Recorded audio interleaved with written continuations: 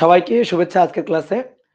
আজকে আমরা হচ্ছে পদার্থের গঠন ও নিউক্লিয়ার পদার্থবিদ্যা এই অধ্যায়ের আজকে অষ্টম ক্লাসটা করব। তো আশা করি সবাই ভালো আছো, সবাই সুস্থ আছো। ভিডিও আটকে যাচ্ছে না, দেখো তো আমার সাউন্ডটা ক্লিয়ার আছে কিনা। আশা করি সবকিছু ক্লিয়ার আছে। তোমরা একটু জানাও যে দেখতে পাচ্ছ কিনা, শুনতে পাচ্ছ কিনা, জানাও। ওকে, তাহলে চলো আজকে আমরা এই অধ্যায়ের অষ্টম ক্লাসটা করব। তো আমরা এর আগে হচ্ছে তেজস্ক্রিয়তার ক্ষয় সূত্র শিখছিলাম এবং তেজস্ক্রিয়তার ক্ষয় সূত্র রিলেটেড কয়েকটা প্রবলেম সলভ করছিলাম। তো আজকে আমরা তেজস্ক্রিয় ক্ষয় সূত্রের কয়েকটা প্রবলেম তো সলভ করবই, তাছাড়া আমরা নতুন আরেকটা টপিকও আলোচনা করব, অর্থাৎ নিউক্লিয়ার যে বিক্রিয়াগুলা, এই বিক্রিয়াগুলা লেখা শিখবো আমরা। বিভিন্ন ধরনের বিক্রিয়ার হিসাব নিকাশ আমরা আজকের ক্লাসে জানব। সাউন্ড ঠিক আছে? ওকে ওকে, সবকিছু ক্লিয়ার। তো চলো শুরু করে দিই, ঠিক আছে? ওকে, দেখো প্রথম প্রবলেম, আমরা তেজস্ক্রিয় ক্ষয় সূত্র জানি, অর্ধায়ুর সূত্র জানি, গড় আয়ুর সূত্র জানি। দয়া করে একটু পুরোটা পড়বেন। গত ক্লাসের একটা অঙ্ক, প্রতি গ্রাম রেডিয়াম থেকে প্রতি সেকেন্ডে তেজস্ক্রিয়তা বিঘটনের সংখ্যা। এখানে প্রতি সেকেন্ডে বিঘটন সংখ্যা তো ধ্রুবক না, তাহলে প্রশ্ন শুধুমাত্র প্রথম 1 সেকেন্ডের জন্য বলা উচিত ছিল না প্রতি সেকেন্ড, মানে তো সব সময় প্রতি 1 সেকেন্ডেই সেটা ধ্রুবক। আমি তো বললাম এটা তো ধ্রুবক না, আমরা প্রতি গ্রাম রেডিয়াম থেকে বের করছিলাম। প্রতি গ্রাম রেডিয়াম মানে এই প্রতি গ্রাম মানে 1 গ্রাম, যখন অবশিষ্ট আছে 1 গ্রাম, সেই 1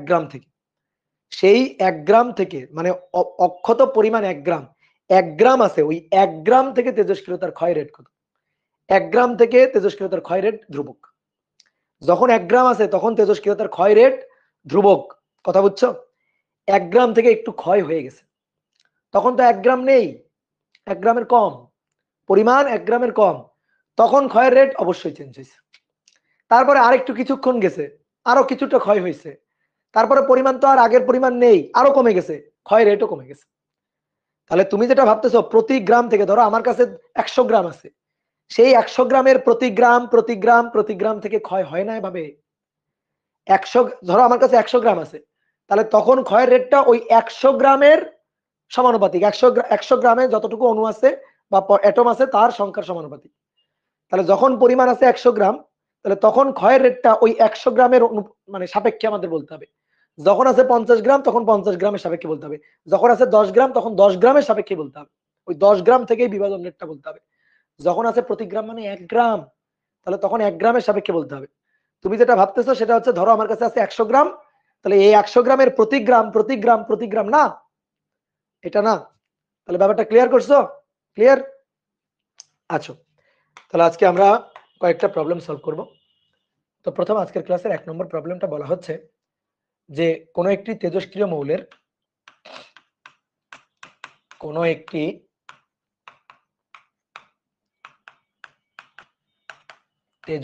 মৌলের মৌলের 280 দিন পর সক্রিয়তা,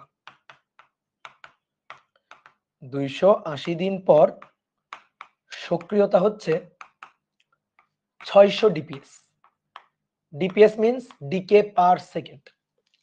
আরো 280 দিনের পরে আরো 140 দিন পর, আরো 140 দিন পর সক্রিয়তা স্বাভাবিকভাবে আরো 140 দিন পর সক্রিয়তা আগের চেয়ে কমে যাবে। তো এখন সক্রিয়তা হচ্ছে 300 ডিপিএস, অর্থাৎ সেকেন্ডে 300টা তেজস্ক্রিয় বিঘটন ঘটতেছে। ওকে, তো এখন আমাদের প্রশ্ন হচ্ছে যে আদি সক্রিয়তা, এই তেজস্ক্রিয় মৌলের আদি সক্রিয়তা কত? আদিতে একেবারে বিভাজন যখন শুরু হয়, ঠিক আছে, বিভাজন যখন শুরু হয় একেবারে আদিতে, তো তখন সক্রিয়তার রেটটা কত বের করতে হবে। ম্যাথটা খুবই সহজ, একটু কোনো মতে চিত্র এঁকে নিই, দেখো ম্যাথটা অনেক সহজে করা যাবে। তাহলে ধরো কোন এক তেজস্ক্রিয় মৌলের আদি সক্রিয়তা এ নট, আদি মানে টি ইকুয়াল টু 0 তে, সময় কাউন্ট করা শুরু করছি এখানে। তাহলে টি ইকুয়াল টু 0 তে আদি সক্রিয়তা এ নট, এটাই আমাদের বের করতে হবে, এটা আমরা জানি না। 280 দিন পর, এখান থেকে 280 দিন, 280 দিন অতিবাহিত হয়েছে। 280 দিন অতিবাহিত হওয়ার পরে এই সময়ে তেজস্ক্রিয় রেটটা হচ্ছে 600 ডিপিএস। তেজস্ক্রিয় রেটটা 600 ডিপিএস। 600 ডিপিএস এর এই যে যখন 600 ডিপিএস তার আরো 140 দিন পর, আরো 140 যোগ করো, আরো 140 দিন পর, তাহলে আরো 140 দিন পর প্রথম থেকে সময় কত? প্রথম থেকে এটা ছিল 280, এর সাথে আরো 140 যোগ করো, দেখো তো 420 হয় কিনা। তাহলে 420 দিন পর, আরো 140 দিন পর সক্রিয়তা কমে 300 ডিপিএস। ওকে, আদি সক্রিয়তা এ নটের মান আমাদের বের করতে বলছে। ডিপিএস কি? DPS means decay per second. এটা তো তেজস্ক্রিয়তার একটা একক, গত ক্লাসে আমি লিখে দিছিলাম না অনেকগুলো একক। Decay per second, DPS means decay per second, ঠিক আছে। তো এখন আমাদের বের করতে হবে আদি সক্রিয়তা এ নট কত, অর্থাৎ আদিতে যখন বিভাজন শুরু হয়েছে তখন সেকেন্ডে কয়টা করে তেজস্ক্রিয় বিভাজন হচ্ছে, এইটা আমাদের বের করতে হবে। ওকে, ঠিক আছে। তাহলে চলো হিসাব করি। আমি এ নট বের করতে চাই, দেখো এ নট, তাহলে A equal to A naught e to the power minus lambda t. কেউ আগে লিখবা না, আমি এই বিন্দু আর এই বিন্দু ধরে হিসাব করি, এই বিন্দু আর এই বিন্দু ধরে হিসাব করবো। তাহলে এ নট বের করতে চাই, তাহলে এ হচ্ছে আমার 600, এ আমার 600, ভালো কথা, এ নট আমি চাই। Okay, e to the power minus lambda t, t এর মান হচ্ছে এই যে 280, 280 দিন টি এর মান। ল্যামডাটা যদি জানা যাইতো, যদি জানা থাকতো, দেন আমি এ নটের মানটা বের করতে পারতাম, বাট আমার দুঃখের বিষয় ল্যামডাটা আমার দেওয়া নেই। তোমার মনে হবে ভাই তাহলে প্রশ্নে ভুল আছে, ল্যামডা দেওয়া নেই। না, প্রশ্নে ভুল নেই, প্রশ্ন ঠিক আছে, ল্যামডা দেওয়া নেই, ল্যামডা হয়তো কোনো না কোনো ভাবে পাওয়া যায়। অনেকে বলতে ভাই আপনি এই বিন্দু আর এই বিন্দু কেন নিলেন? আমি ধরেন এই বিন্দু আর এই বিন্দু নিব, কোনো আপত্তি নেই আমার। তুমি এই বিন্দু আর এই বিন্দু নিয়ে যদি হিসাব করো, তাহলে A equal to A naught e to the power minus lambda t, এর মান হবে 300 ডিপিএস।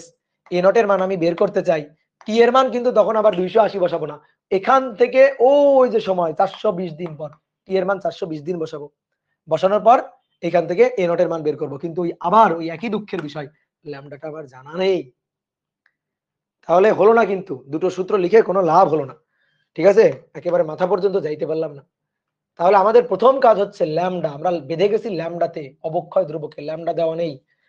উদ্দীপক পড়ে এখানে পড়েও আমি ল্যামডার কোনো সন্ধান পাচ্ছি না। দেখি তো এই চিত্রের দিকে, এইখানে একটু তাকাও তো, দেখো তো এই বিন্দু আর এই বিন্দু নিয়ে যদি হিসাব করি, এইটারে আমি বললাম আদি, এইটা আমার হচ্ছে শেষ, এটা আদি, এটা আমার শেষ। এখান থেকে এখানে কতদিন? 400, মানে 140 দিন পর, এখান থেকে এখানে 140 দিন পর। এই দুই পয়েন্ট নিয়ে দেখো, এই দুই পয়েন্টে সব জানা, সব জানা, সব তথ্য জানা। এখান থেকে দেখি তো অবক্ষয় ধ্রুবকটা বের করতে পারি কিনা। এই অবক্ষয় ধ্রুবক নিয়েই তো পুরো তেজস্ক্রিয় বিভাজনটা ঘটছে, পুরো পথ ধরে, পুরো সময় ধরে। তাহলে এখান থেকে কোনোভাবে ল্যামডাটা বের করে নিলেই কাজটা শেষ। তাহলে a equal to A naught e to the power minus lambda t. Okay, তাহলে এটা এ কত? 300 ডিপিএস, 300। এ নট কত? 600 DPS. E to the power minus ল্যামডাটা আমরা বের করতে চাই, সময় বসাবো টি, সময় কত?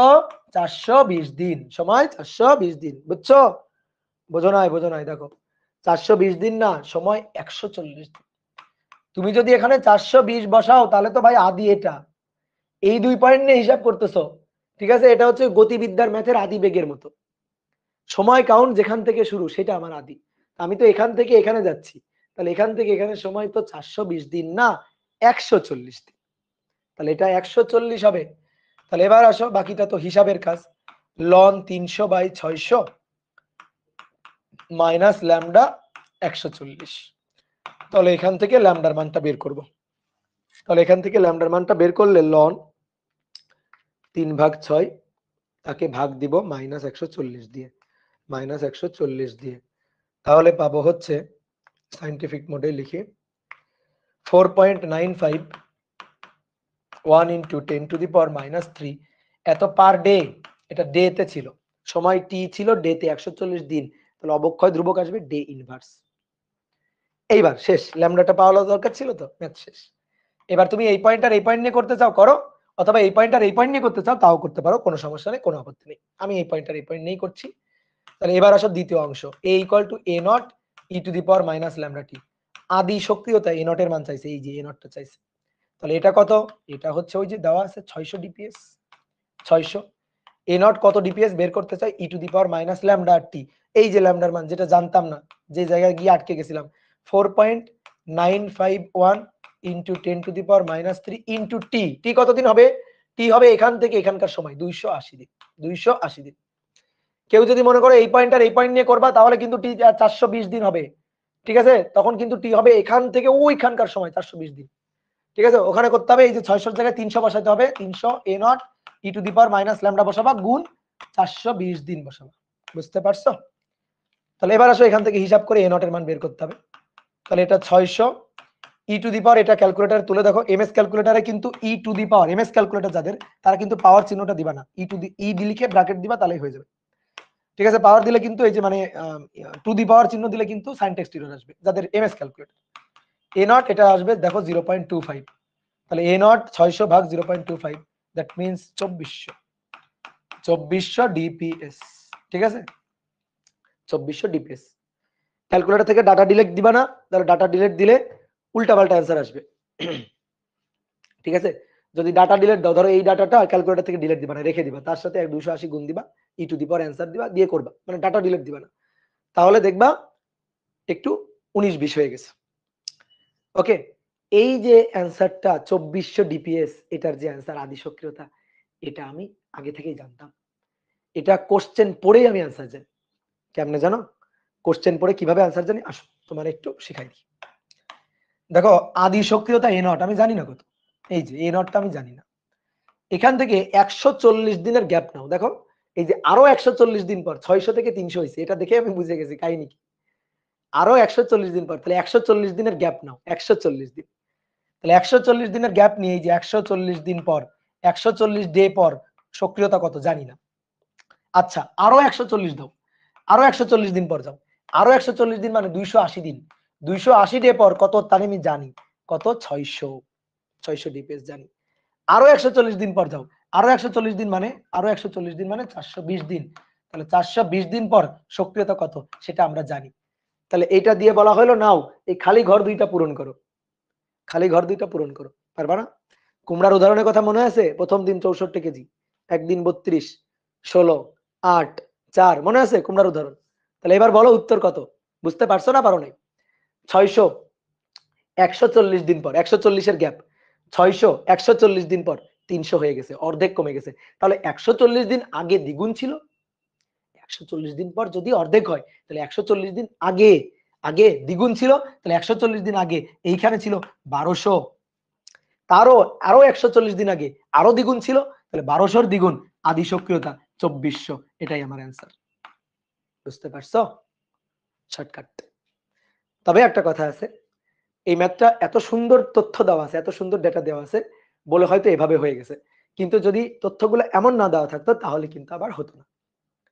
যেমন মনে করো এখানে 600 300 কেউ কত সুন্দর দেওয়া আছে, তারপরে 64 32 16 এভাবে যদি দেওয়া থাকে ঠিক আছে আমরা বুঝেই করতে পারি। কিন্তু যদি এরকম থাকতো এটা 600 জায়গায় দেওয়া আছে 531, এখানে 300 জায়গায় দেওয়া আছে ধরো হচ্ছে 287 এরকম দেওয়া আছে, তখন কিন্তু ক্যালকুলেটর ছাড়া আর গতি ছিল না, তখন কিন্তু আর এইভাবে করা যাইতো না। তাহলে একটা ম্যাথকে খুব সুন্দর করে ফিল করতে হবে। মানে ফিজিক্সের প্রবলেম গুলো হচ্ছে ছবির মতো, চোখের সামনে ঘটনা ভাসে। তুমি যত বেশি টপিক ফিল করতে পারবা, যত বেশি টপিকের ভিতরে ঢুকতে পারবা, দেখবা কঠিন কঠিন ক্যালকুলেশন চোখের সামনে ঘটে যাচ্ছে। বুঝলা? ওকে, নেক্সট আসো। এটা দেখি একটা এমসিকিউ টাইপ কোশ্চেন, তোমরা এটার অ্যান্সার করবা। দুটো মৌলের কথা বলছে, এ মৌল, তো এ মৌলের অবক্ষয় ধ্রুবক, এ মৌলের অবক্ষয় ধ্রুবক 25 ল্যামডা। ঠিক আছে, 25 ল্যামডা, ল্যামডা না 25 ল্যামডা। বি মৌলের অবক্ষয় ধ্রুবক, বি মৌলের অবক্ষয় ধ্রুবক 16 ল্যামডা। আদিতে এ ও বি এর অ্যাটম সেম, আদিতে এ ও বি এর অ্যাটম সংখ্যা সেম, আদি অ্যাটম সংখ্যা সেম, এদের তেজস্ক্রিয় বিভাজন ঘটতেছে। আমাদের বলছে t equal to 1 divided by A lambda, এত সময় পর, এত সময় পর N B divided by N A, অর্থাৎ অবশিষ্ট বি এবং এ মৌলের অবশিষ্ট অ্যাটমের সংখ্যার অনুপাত, অবশিষ্ট অ্যাটম সংখ্যার অক্ষত অ্যাটম সংখ্যার অনুপাত N B N B N A, এই অনুপাত ই হলে এ সমান সমান কত? MCQ question. ঠিক আছে, 6, 9, 4 আর ধরো 5 করো।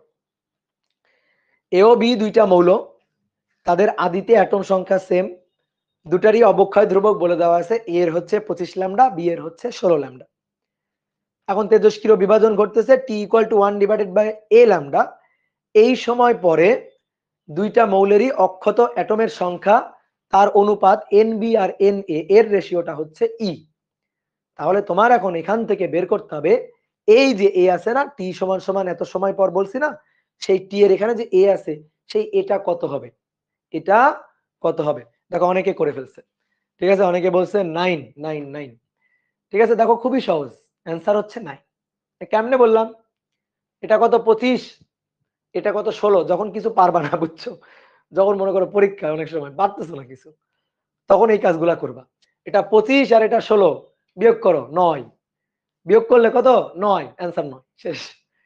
ঠিক আছে, কিভাবে বললাম, আসলে হিসাব নিকাশও এরকম কিছু একটা হয়েছে, বিয়োগ করে 9, 25 আর 16 বিয়োগ করে কত 9, ওই অ্যান্সারটা 9। এবার আসো আমরা করে করে উত্তরটা দিব, আসো। তাহলে আমরা কোন মৌলের তেজস্ক্রিয় বিভাজনের জন্য সূত্র তো এটাই লিখি, n = n0 e to the power minus lambda t.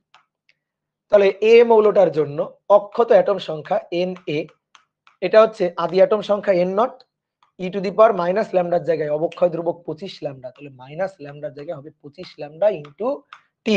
Okay, B মৌলের জন্য যদি লিখি তাহলে অক্ষত অ্যাটম বি মৌলের জন্য এনবি, সেটাও হবে n0 E to the power minus 16 lambda into হচ্ছে টি।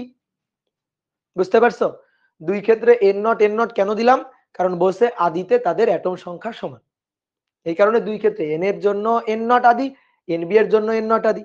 এবার এই দুইটা সমীকরণ দেখে তোমার কি করতে ইচ্ছা করতেছে, ভাগ করতে ইচ্ছা করতেছে, তাই না, ভাগ করতে ইচ্ছা না করলেও তোমার করতে হবে, কারণ রেশিও nb বাই na। তাহলে এবার আসো ratio nb divided by na, তাহলে ভাগ করে দিব n0 কাটাকাটি, e to the power minus 16 lambda t divided by e to the power minus 25 lambda t. তো nb ডিভাইডেড বাই na রেশিওটা হচ্ছে ই, আর এখানে দেখো ই টু দি পাওয়ার উপরে মাইনাস 16, এটা উপরে যাবে, এটা উপরে গিয়ে মাইনাস 16 আর প্লাস 25, তাহলে মাইনাস 16 প্লাস 25 বলো কত হয়, তাহলে 9 lambda T. E to the পাওয়ার কিছু নেই মানে কত আছে 1, তাহলে এবার e to the power 1 e to the power 9 lambda t. তাহলে এবার ওই যে সূচকের সমীকৃত করো, তাহলে করলে 9 ল্যামডা টি, এটা সমান সমান 1, তাহলে অতএব টি সমান সমান কত 1 ডিভাইডেড বাই 9 ল্যামডা। আমাদের বলে দেওয়া ছিল টি সমান সমান, টি সমান সমান 1 ডিভাইডেড বাই এ ল্যামডা। সমান চিহ্নের সাথে সমান চিহ্ন, টি এর সাথে টি, 1 এর সাথে 1, দাগ চিহ্নের সাথে দাগ, ল্যামডার সাথে ল্যামডা মিলাইলে এ এর সাথে কি পাওয়া যায় বলো, এর সাথে কি পাওয়া যায়, এই যে এর সাথে কি পাওয়া যায়, তাহলে তুলনা করে অতএব এ সমান সমান 9, এ সমান সমান 9, তাহলে অ্যান্সার হচ্ছে এটা। বুঝছো, বলো বুঝতে পেরেছো কিনা, সহজ না, অনেক সহজ, গুড। ই টু দি পাওয়ার কেমনে আসলো, এই মার্ক দিব, এক্স মানে কি, এক্স মানে এক্স টু দি পাওয়ার 1, এই ই টু দি পাওয়ার 1 কেমনে আসলো, N B by N A মানে তো ই, তো ই টু দি পাওয়ার কত, কিছু নেই মানে কত 1। এটা আবার কেমন প্রশ্ন, ই টু দি পাওয়ার 1 কেমনে আসলো। এবার আসো 3 নম্বর। 3 নম্বর দেখো, এটা কিন্তু খুব সুন্দর, তোমাদের একটা মহাস্থানগড়ের ম্যাথ করাইছিলাম, মনে আছে, মহাস্থানগড়ের আকরিকের, ওই যে সরি আকরিক বলতেছি, মহাস্থানগড়ের প্রাচীন সভ্যতার বয়স কত, ঠিক ওই টাইপের আরেকটা ম্যাথ। বলা হচ্ছে যে একটি আকরিকে আকরিক পাওয়া গেছে, তো সেই আকরিকে ইউরেনিয়াম ও লেডের অনুপাত 3:1, ইউরেনিয়াম ও লেডের অনুপাত 3:1।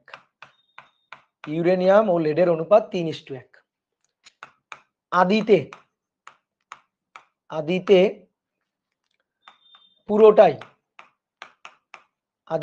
এই আকরিকের পুরোটাই ইউরেনিয়াম ছিল, আদিতে পুরোটাই ইউরেনিয়াম ছিল, তাহলে আদিতে পুরোটা ইউরেনিয়াম ছিল, এখন ইউরেনিয়াম আর লেডের অনুপাত 3:1। তাহলে ভাবো তো ঘটনা কি করতেছে, ভাবো ইউরেনিয়ামের অর্ধায়ু 4.3 ইন্টু 10⁻³ এত ইয়ার, এটা হচ্ছে ইউরেনিয়ামের অর্ধায়ু।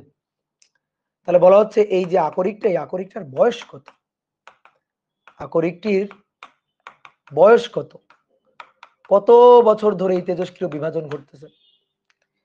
আমি ধরো একটা আকরিক প্রকৃতিতে পাইলাম, তাড়াতাড়ি দৌড়িয়ে ল্যাবে নিয়ে গেলাম, ল্যাবে নিয়ে গিয়ে টেস্ট করে দেখলাম কি এটাতে দুইটা মৌল আছে, ইউরেনিয়াম আছে, লেড আছে।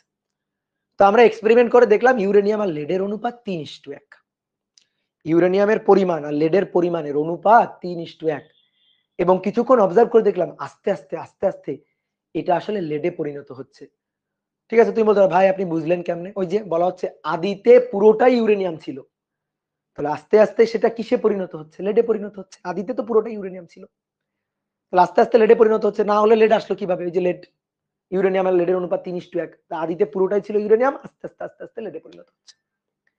তো এখন আমাদের বলছে যে ইউরেনিয়ামের যদি অর্ধায়ু এত হয়, তাহলে এই আকরিকটা কত বছর আগের আকরিক, কত বছর ধরে তেজস্ক্রিয় বিভাজন হচ্ছে, আকরিকটার বয়স কত। ঠিক আছে, ওকে, তাহলে চলো দেখি হিসাব করি, খুবই সহজ। ধরো এইটা হচ্ছে আকরিকটা, আদিতে পুরোটা ইউরেনিয়াম ছিল। এখন এই যে আমি যখন পাইছি তখন অবস্থা হচ্ছে এইটা, যখন পাইলাম তখন এখানে দেখলাম কি, দেখো 3:1 ইউরেনিয়াম আর লেড, তার মানে 3 ভাগ ইউরেনিয়াম 1 ভাগ লেড। তাহলে একটু ভাগ করি তো, টোটাল 4 ভাগ করি। তাহলে 4 ভাগের মধ্যে 3 ভাগ ইউরেনিয়াম, 1 ভাগ, 2 ভাগ, 3 ভাগ ইউরেনিয়াম আর 1 ভাগ লেড। এই যে 1 ভাগ, এই 1 ভাগ লেড, ইউরেনিয়াম আর লেড অনুপাত 3:1। কি বুঝতে পারছো? আদিতে পুরোটাই ইউরেনিয়াম ছিল, তাহলে আদিতে তো 4 ভাগই ছিল না, 4 ভাগ, তো 4 ভাগের পুরোটাই কি ছিল? ইউরেনিয়াম ছিল। তো প্রথম কথা হচ্ছে ম্যাথ করতে হবে। তাহলে তেজস্ক্রিয় বিভাজন কার ঘটতেছে বলতো, লেডের না ইউরেনিয়ামের? আদিতে পুরোটা ইউরেনিয়াম ছিল। কার? তেজস্ক্রিয় বিভাজন ইউরেনিয়ামের হচ্ছে। ইউরেনিয়াম আস্তে আস্তে ক্ষয় হয়ে লেডে পরিণত হচ্ছে। কিসে পরিণত হচ্ছে আমার ওটা দরকার নেই, আমার দরকার হচ্ছে কি ক্ষয় হচ্ছে, ইউরেনিয়ামের ক্ষয় হচ্ছে, কিসে পরিণত হচ্ছে ওইটা আমি চাইতেছি। ঠিক আছে, ওটা ওটা আমার কনসার্ন না, আমার কনসার্ন কার ক্ষয় হচ্ছে, ইউরেনিয়াম। তাহলে ইউরেনিয়াম আস্তে আস্তে আস্তে আস্তে ক্ষয় হয়ে দেখো 1 ভাগ অলরেডি লেড হয়ে গেছে। তাহলে অক্ষত ইউরেনিয়াম কয় ভাগ? 3 ভাগ। ম্যাথ হয়ে গেছে, এদিকে দেখো n = n0 e to the power minus lambda t, শেষ। n0 হচ্ছে 4 একক, ইউরেনিয়াম আদিতে 4 একক ছিল, 4 ঘর ছিল। আর বর্তমানে কয় ঘর? বর্তমানে অক্ষত 3 ঘর, শেষ। n আর n0 এইটা জানতে পারলেই তো ম্যাথ শেষ। ল্যামডা অর্ধায়ু দেওয়া আছে, ল্যামডা ln 2/t হাফ বের করা যাবে, হ্যাঁ, ln 2/t হাফ। আর টিটা এটাই তো বয়স, এটাই তো বের করতে চাই, এটাই তো আকরিকের বয়স। কি ক্লিয়ার? তাহলে আসো আমরা এবার, ম্যাথ কিন্তু হয়ে গেল, এবার আমরা একটু হিসাব নিকাশ যদি করতে চাই। ইউরেনিয়ামের ক্ষয় হচ্ছে, ইউরেনিয়ামের বিভাজন হচ্ছে, তাহলে ইউরেনিয়ামের অক্ষত কতটুকু আর ইউরেনিয়ামের আদি কতটুকু এটা নিতে হবে। তো এখানে আমার পরিমাণ টরিমাণ নেই, অনুপাতটা আছে। অর্থাৎ আদিতে 4 ভাগ ইউরেনিয়াম, এখন বর্তমানে অক্ষত 3 ভাগ আছে ইউরেনিয়াম। তারপরে যদি চাও যে ভাই আমি লিখবো কি, কিভাবে লিখে টিকে করবো, তাহলে তুমি এভাবে একটু লিখতে পারো। ঠিক আছে, মূল ম্যাথ কাঠামোটা শেষ, এবার কাঠামোর বাইরে প্রলেপ করতে হবে। তাহলে ধরি লেড, লেড অংশ এক্স, তাহলে অবশ্যই ইউরেনিয়াম অংশ, ইউরেনিয়ামের অংশ হচ্ছে 3 ঘর, 3x, মানে অনুপাতে সাধারণ রাশি এক্স ধরি আর কি, ওই যে ছোটবেলায় লিখতাম। তাহলে মোট পরিমাণ, মোট পরিমাণ হচ্ছে 3x আর x, তাহলে 4x মোট পরিমাণ। তাহলে আদিতে পুরোটাই তো ইউরেনিয়ামই ছিল। কি হলো? আদিতে পুরোটাই তো ইউরেনিয়াম ছিল, তাহলে আদিতে ইউরেনিয়াম ছিল টোটাল 4 ভাগ, তাহলে 4x, আদিতে ইউরেনিয়াম 4x ছিল। তাহলে এবার আদিতে 4x, দ্যাট ইজ n0। আর বর্তমানে ইউরেনিয়াম অক্ষত কত? ঠিক আছে, x দেখো, লেড আমার লাগবে না, আমার লাগবে ইউরেনিয়াম অক্ষত কত, দ্যাট ইজ n। এবার সময়টা বের করতে হবে, ম্যাথ তো শেষ। n = n0 e to the power minus lambda t। তাহলে n হচ্ছে 3x, n0 তো n0 হচ্ছে 4x, e to the power minus lambda t, টা বের করতে চাই। তাহলে x কাটাকাটি ln 3/4, ln 3/4 minus lambda, lambda হচ্ছে ln 2/t হাফ, আমি দুইবারে করার মধ্যে আর নাই, বহুত ম্যাথ করে ফেলছি। 4.3 × 10⁻³ ইন্টু টি, এটা কিন্তু ইয়ারে, টিও আসবে ইয়ারে। তাহলে অতএব টি হচ্ছে লন উপরে 3 নিচে 4, এটা ভাগ হচ্ছে 4.3, সরি গুণ হচ্ছে 4.3 এক্সপোনেনশিয়াল ফাংশন 3 আর ভাগ হচ্ছে ln 2, ভাগ হচ্ছে ln 2। তাহলে 17.84, 1784.66 এত ইয়ার। এটা এত বছর আগে আকরিক শেষ। কি সহজ না বলো? ওকে, ক্লিয়ার? এই টাইপের আরেকটা ম্যাথ করি, আসো। 4 নম্বর না? হ্যাঁ, এই যে 4 নম্বর এই ম্যাথটা বুয়েটে আসছিল, এই যে এবার বুয়েটে আসছিল। তো বলা হচ্ছে একটি গাছে C612 ও C614 কার্বন আইসোটোপের অনুপাত পাওয়া গেল। কার্বন আইসোটোপের অনুপাত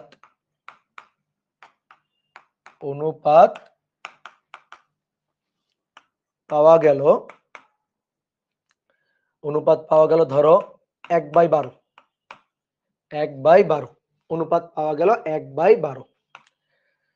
ঠিক আছে, C612 এবং C614 এর অনুপাত পাওয়া গেল 1/12। তাহলে C612 একটু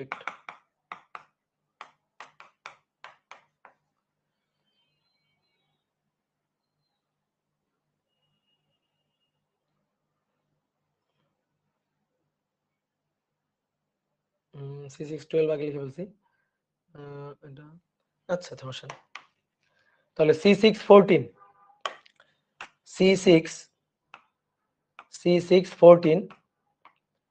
এত এর অর্ধায়ু, ধরো 4500 বছর, 4500 বছর।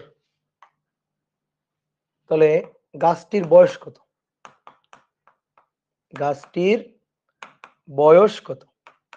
দেখো সেম টাইপের ম্যাথ, একেবারে সেম টাইপের ম্যাথ, কিন্তু একটু কাহিনী আছে। কি ঠিক আছে, একটু কাহিনী আছে। তাহলে আসো হিসাব নিকাশ করি। তো মনে করো এই যে এইটা হচ্ছে পরিমাণ, এইটা হচ্ছে পরিমাণ, আদি পরিমাণ। আর বর্তমানে এইটা, এই যে গাছের টুকরাই, এটা আদি আর এটা বর্তমান। এবার কি বলছে দেখো, C612 আর C614 এই দুইটা আইসোটোপের অনুপাত দেওয়া আছে, অনুপাত পাওয়া গেছে 1/12, অনুপাত পাওয়া গেছে 1/12। তাহলে C12 আর C14 এদের অনুপাত পাওয়া গেছে 1/12। এটা আমার অর্ধায়ু দেওয়া আছে 4500 বছর। কার অর্ধায়ু দেওয়া আছে? C614 অর্ধায়ু দেওয়া আছে। তাহলে C614 ক্ষয় হচ্ছে, তাহলে C614 এটা ক্ষয় হয়ে হয়ে হয়ে হয়ে আস্তে আস্তে কিসে পরিণত হচ্ছে? এটা C612 এ পরিণত হচ্ছে। তাহলে ক্ষয় হচ্ছে কার? C614। অনেক কথা ভাই এটা তো বলা নাই, যার অর্ধায়ু দেওয়া থাকবে তারই ক্ষয় হচ্ছে, বুঝে নিতে হবে, না হলে তুমি ম্যাথ করবা কিভাবে? ঠিক আছে, যার অর্ধায়ু দেওয়া থাকবে তারই ক্ষয় হচ্ছে, এটা তোমার বুঝে নিতে হবে। এটা যদি নাও দেওয়া থাকে তাহলে তোমার বুঝে নিতে হবে ওইটাই ক্ষয় হয়ে বাকিটাতে পরিণত হচ্ছে, এটা কমন সেন্স। ঠিক আছে, তাহলে এই যে C614 এর অর্ধায়ু দেওয়া আছে, তাহলে এটা ক্ষয় হয়ে C14, এটা ক্ষয় হয়ে আস্তে আস্তে C12 এ পরিণত হচ্ছে, এটা হচ্ছে অবস্থা। তাহলে এখন আমাদের বের করতে হবে গাছটির বয়স কত, টি কত, কত বছর ধরে এই ক্ষয়টা চলতেছে। দেখো আগে একটা জিনিস খেয়াল করো, আগে বলা ছিল পুরোটা ইউরেনিয়াম, এই যে পুরো 4 ভাগই ছিল ইউরেনিয়াম, পুরো 4 ভাগই ছিল ইউরেনিয়াম। তা থেকে এখন ক্ষয় হইতে হইতে 3 ভাগ ইউরেনিয়াম 1 ভাগ লেড। কিন্তু এবার পুরোটাই C14 ছিল না, পুরোটাই C14 ছিল না, যে পুরোটাই C14 থেকে ক্ষয় হয়ে হয়ে হয়ে হয়ে হয়ে আস্তে আস্তে আস্তে আস্তে C12 হচ্ছে, এরকম না। তাহলে পুরোটাই C14 ছিল না। তো কথা হচ্ছে কেন না? জীবন্ত কোনো কিছুতে, জীবন্ত কোনো গাছ, এগুলাতে নরমালি কার্বনের এই দুটো আইসোটপ এদের অনুপাত সমান সমান থাকে, অর্থাৎ এদের অনুপাত থাকে 1:1। জীবন্ত একটা গাছে কার্বন C14 এবং C12, এটা তো আসলে তোমার এই ইনফরমেশনটা আমি ধরে নিব তোমার জানা লাগবে আর কি। এটা প্রশ্নে বলে দিলে খুব ভালো করতো, কিন্তু এই যে এবার কিন্তু বইটা আসছে, প্রশ্নে কিন্তু বলে দেয়নি। ঠিক আছে, তবে এই ম্যাথটা নিয়ে অনেক দ্বিমত আছে। ইসাক স্যারের বইতে এই ম্যাথটা করা আছে, বাট আমার মনে হয় ওটা ভুল করা আছে, ওটা ঠিক করা নেই। কারণ জীবন্ত কোনো গাছে C14 এবং C12 এই দুইটা আইসোটোপের অনুপাত হবে 1:1, সমান সমান অনুপাত, অর্ধেক অর্ধেক, 1:1। তাহলে দেখো একটু ভালো করে শোনো। তাহলে আদিতে মানে এই গাছটা যখন জীবন্ত ছিল, এই যে জীবন্ত অবস্থা যখন ছিল,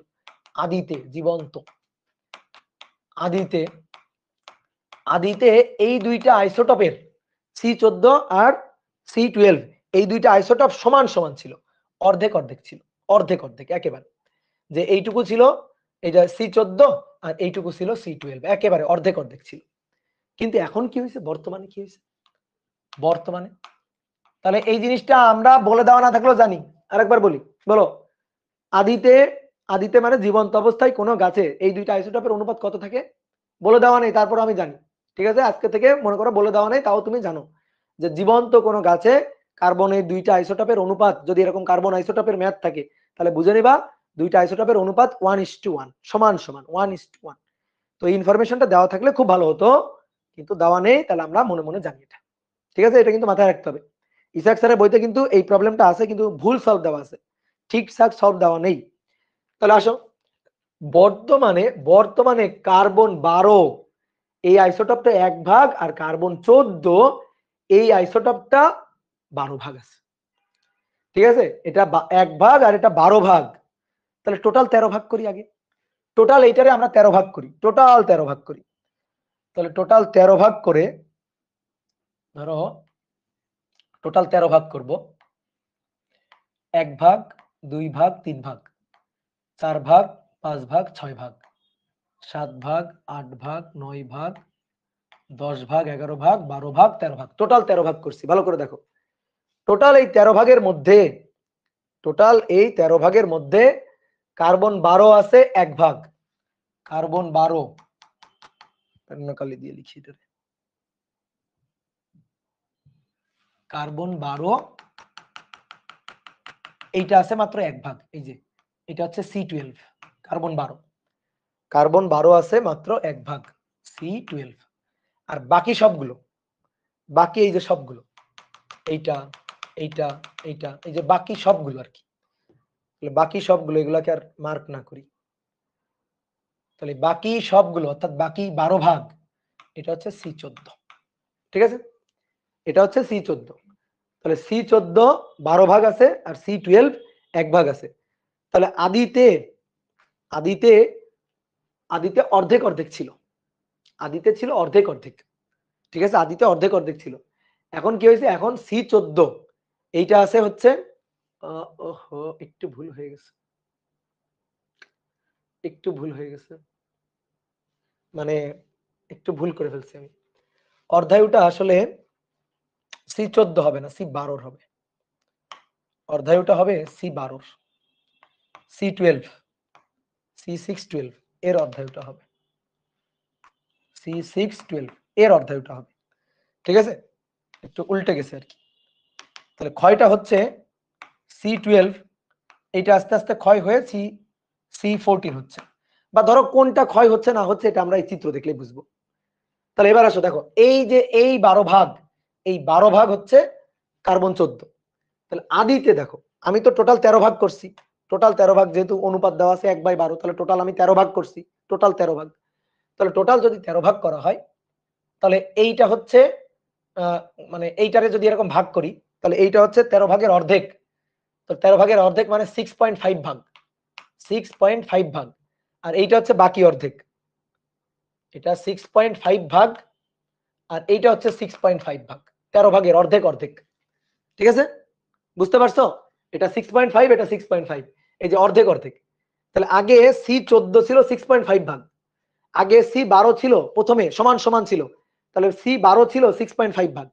এবার ক্ষয় হচ্ছে কার, দেখো কমতেছে কে, C12 কমে যাচ্ছে, C12 কমে যাচ্ছে, আর C14 বেড়ে যাচ্ছে। তাহলে C12 ক্ষয় হয়ে C14 পরিণত হচ্ছে, C12 ক্ষয় হয়ে 14 এটাতে পরিণত হচ্ছে, C12 এর ক্ষয় হচ্ছে। তাহলে তেজস্ক্রিয় ক্ষয়টা কার হচ্ছে? C12 এর ক্ষয় হচ্ছে, কার্বন 12 যেটা সেটারই ক্ষয় হচ্ছে। কি ক্লিয়ার? বুঝতে পারছো? তাহলে আমি একটু আরেকবার একটু রিপিট করি। জীবন্ত কোনো গাছে দুইটা কার্বন C14 এবং কার্বন C12 এদের আইসোটোপের অনুপাত 1:1 হয়, সমান সমান থাকে, অর্ধেক অর্ধেক থাকে। তো তুমি কিছুক্ষণ পর একটা গাছ পাইছো, মনে করো মাটির নিচে গাছটা চাপা পড়েছিল, অনেক দিন পর গাছটাকে টেনে উঠাইছো, উঠানোর পরে তুমি দেখতেছো যে এটাতে কার্বন 12 আর কার্বন 14 আইসোটোপের অনুপাত 1/12। তার মানে 1/12 মানে হচ্ছে যে এইটা অনুপাতটা হচ্ছে 1:12। তাহলে 12 ভাগ এখন কার্বন 12 ভাগ কার্বন 14 আছে আর 1 ভাগ কার্বন 12 আছে। তো আদিতে তো অর্ধেক অর্ধেক ছিল, তাহলে এখন কম কোনটা আছে? কার্বন 12। আর বেশি কোনটা আছে? কার্বন 14। তাহলে কে কোনটাতে ক্ষয় হয়েছে? কে কোনটাতে ক্ষয় হয়েছে? কার্বন 12 আছে কম আর কার্বন 14 আছে বেশি, তাহলে কে কোনটাতে ক্ষয় হয়েছে? কোনটা বাড়ছে? কার্বন 14 বাড়ছে, তাহলে কার্বন 12 ক্ষয় হয়ে কার্বন 14 তে পরিণত হয়েছে। তাহলে 12 ক্ষয় হয়ে 14 তে পরিণত হয়েছে, তাহলে ক্ষয়টা কার হয়েছে? 12 এর ক্ষয় হয়েছে। তাহলে অর্ধায়ুটা দেওয়া থাকতে হবে 12 এর, বা মনে করো 12 14 দুটোরই অর্ধায়ু দেওয়া আছে, তুমি কোনটা কাজে লাগাবা সেটা তোমার বুঝে নিতে হবে। কি ক্লিয়ার? তুমি কোনটা কাজে লাগাবা সেটা তোমার বুঝে নিতে হবে। তাহলে এবার আসো আমরা হিসাব নিকাশ করে ম্যাথ করব। তাহলে n = n naught e to the power minus lambda t. তাহলে এখানে n আর n নট এর পরিচয়টা একটু আমি বলি। এই n হচ্ছে যে ক্ষয় হচ্ছে তার অক্ষত, তো যে ক্ষয় হয়ে যাচ্ছে, কে ক্ষয় হয়ে যাচ্ছে? C12 ক্ষয় হয়ে যাচ্ছে, তাহলে C12 এর অক্ষত, এটা হবে C12 এর অক্ষত, আর এইটা হবে C12 এর আদি, এই যে এটা হবে C12 আদি। কথা কি বুঝলা? তাহলে এবার আসো বোর্ডে তাকাও, বোর্ডে তাকাও, দেখো C12 এর আদি 6.5 ভাগ, আদি 6.5 ভাগ। আর C12 এর অক্ষত, অক্ষত কয় ভাগ? C12 এর অক্ষত 1 ভাগ, মাত্র 1 ঘর, 1 ভাগ অক্ষত। বুঝলা? তাহলে এখানে হবে 1, তাহলে এটা হবে C12 এর আদি 6.5 ঘর, আর C12 এর অক্ষত মাত্র 1 ঘর। তাহলে আদিতে কতটুকু ছিল আর এখন অক্ষত কতটুকু আছে? কে বুঝলা? আদিতে কতটুকু ছিল আর এখন অক্ষত কতটুকু আছে? তুমি দেখো, খেয়াল করো, দেখো আমি একটু হাইলাইটার পেন দিয়ে দেখাই।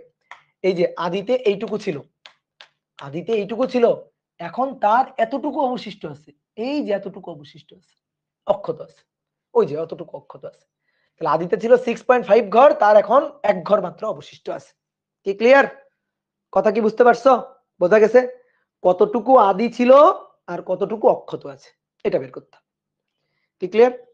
তুমি অনেকে কি করতে পারে যে ধরলো ভাই সমান সমান, তাহলে এটা 1 আর এটা 1 ধরলাম, তাহলে তো হলো না। তোমার তোমার হচ্ছে 12 1/12 দেওয়া আছে অনুপাত, তাহলে তুমি যদি 1 আর 1 ধরো, তাহলে এখানে তো মানে এখানে একরকম হিসাব হলো, এখানে একরকম হিসাব হলো, তাহলে তো হলো না। এই কারণে এখানে যেমন হিসাব হবে এখানেও হিসাবটা তেমন হবে, এখানে যেমন হিসাবটা হবে এখানেও হিসাবটা ঠিক তেমন হিসাবটা হবে। কি কথা কি বোঝা গেছে? এখানে হিসাবটা যেমন হবে ওখানে হিসাবটা ঠিক তেমন হিসাবটা হবে। কি ক্লিয়ার? তাহলে আসো এবার মান বসাই দাও। e to the power minus lambda, e to the power minus lambda ln 2 by, চিত্র আঁকলে দেখবা ম্যাথ হয়ে গেছে, লন 2 বাই 4500 ইন্টু টি। তাহলে লন 1 ভাগ 6.5, 1 ভাগ 6.5, এটা সমান সমান minus ln 2 divided by 4500 into হচ্ছে গুণ হচ্ছে টি। তাহলে এখান থেকে আমাদের টি বের করতে হবে। কেউ একজন বলো তো আমাকে টিটা বলো, কেউ একজন আমাকে টিটা বলো। লন 1 ভাগ 6.5 এটা ভাগ লন 2 আর নিচে 4500 বছর, 4500 বছর। তাহলে এটা হচ্ছে 12,151 বছর আগের গাছ, এত ইয়ার আগের একটা গাছ। Okay clear? দাদা 1/12 আর 1/2 দিয়ে করলে হবে কি না? 1/12 আর 1/2 দিয়ে করলে হবে কিনা বুঝলাম না। 1/13, 13 ভাগের 1 ভাগ, ঠিক আছে, 13 ভাগের 1 ভাগ, আর আর এখানে 1 ভাগের 2 ভাগ, হ্যাঁ হবে, হবে না কেন, হবে, ঠিক আছে, হবে না কেন, অবশ্যই হবে, কোনো সমস্যা নেই, হবে, ঠিক আছে। 1/13 আর অবশ্যই 1/2 এইভাবে করলে হবে কিনা দেখো, আমি দেখাচ্ছি। এখানে 1 ভাগ 6.5, ঠিক আছে, 1 ভাগ 6.5, তাহলে এইটা, হ্যাঁ ঠিক আছে, দেখো এই যে এইটা তো আমি একভাবে করলাম, কেউ চাইলে এই হিসাবটা অন্য একটা ভাবে করতে পারে। কি, যে এইভাবে হিসাবটা করবে যে এখানে এখানে হচ্ছে কার্বন টোটাল কয় ভাগের কয় ভাগ, এই যে C12 টোটাল কয় ভাগের কয় ভাগ, টোটাল কয় ভাগের কয় ভাগ, টোটাল 13 ভাগের, টোটাল 13 ভাগ, 12, এটা 12 ভাগ, এটা 12 ঘর 12 ভাগ, এটা 12 ভাগ 12 ঘর, আর এটা 1 ঘর, তাহলে টোটাল হচ্ছে 13 ঘর, তাহলে 13 ভাগের মাত্র 1 ভাগ, এটা হচ্ছে অক্ত n, ঠিক আছে, 13 ভাগের 1 ভাগ অনুপাত। ওকে, এইখানে আসো, এইখানে এইখানে হচ্ছে 2 ভাগের 1 ভাগ, 2 ভাগের 1 ভাগ, তাহলে n নট কত, n নট হচ্ছে 2 ভাগের 1 ভাগ, তার মানে 1/2, 1/2। ওকে, কোনো সমস্যা নেই, এভাবে করলেও হবে। তুমি দেখো রেজাল্ট একই তো, রেজাল্ট একই তো, তুমি বসাও না, n নটের মান 1/2 বসাও, n নটের মান যদি 1/2 বসাও, n naught e to the power minus lambda t, একই হিসাব, n নটের মান 1/2 বসাবা, 2 ভাগের 1 ভাগ আছে, কার্বন 12 2 ভাগের 1 ভাগ আছে, আর এখানে কত ভাগের কয় ভাগ আছে, এখানে 13 ভাগের 1 ভাগ আছে, এই দুইটা লাভ দিয়ে এখানে চলে আসবে, এই দুইটা লাভ দিয়ে এখানে চলে আসবে, তাহলে 2/13 হলো না, 1/6.5 মানেই তো 2/13, 1/6.5 মানেই তো 2/13, তো যেভাবে করো না কেন উত্তর তো একই আসবে, কোনো সমস্যা নেই। ওকে, হবে, এভাবে করলেও হবে, এভাবেও হবে, এটা আমি বলতে যাচ্ছিলাম। ওকে, ক্লিয়ার?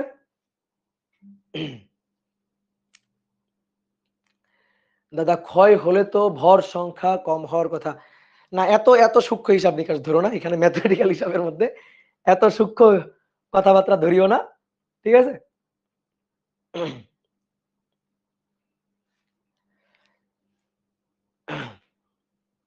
জীবন্ত অবস্থায় গাছের জন্ম থেকে বয়সটুকু হিসাব হবে না, না না, এটা হচ্ছে মারা যাওয়ার পরের বয়স, গাছ কেটে ফেলার পরের বয়স, বুঝছো, এর আগে গাছটা কত বছর বেঁচে ছিল ওটা তো আমি জানি না, ওইটা তো আমি বের করতে পারবো না, ওইটা তো আমি হিসাব করতে পারবো না, কি ক্লিয়ার? এটা একদম ভালো কথা বলছো ভাই, গাছটা যখন জীবন্ত ছিল, সেই জীবন্ত অবস্থায় গাছটা কত বছর বেঁচে ছিল সেই হিসাবটা তখন করলাম না, ওইটা আপাতত হিসাব করতে হবে না, কি ক্লিয়ার? ভিডিও ক্লিয়ার না দাদা, ভিডিও ক্লিয়ার না, কি বলো, ভিডিও ঝাপসা, কি বলছো এগুলা?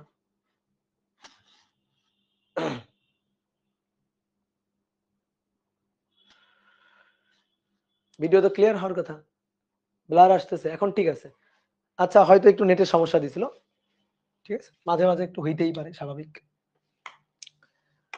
ওকে, তাহলে গেল এই একটা প্রবলেম গেল, তো দেখি আর কোন কোন প্রবলেম করানো যায়, একটু দেখি, ধরো বয়স হয়ে যাচ্ছে বুঝলা, সবকিছু ভুলে যাচ্ছে এখন।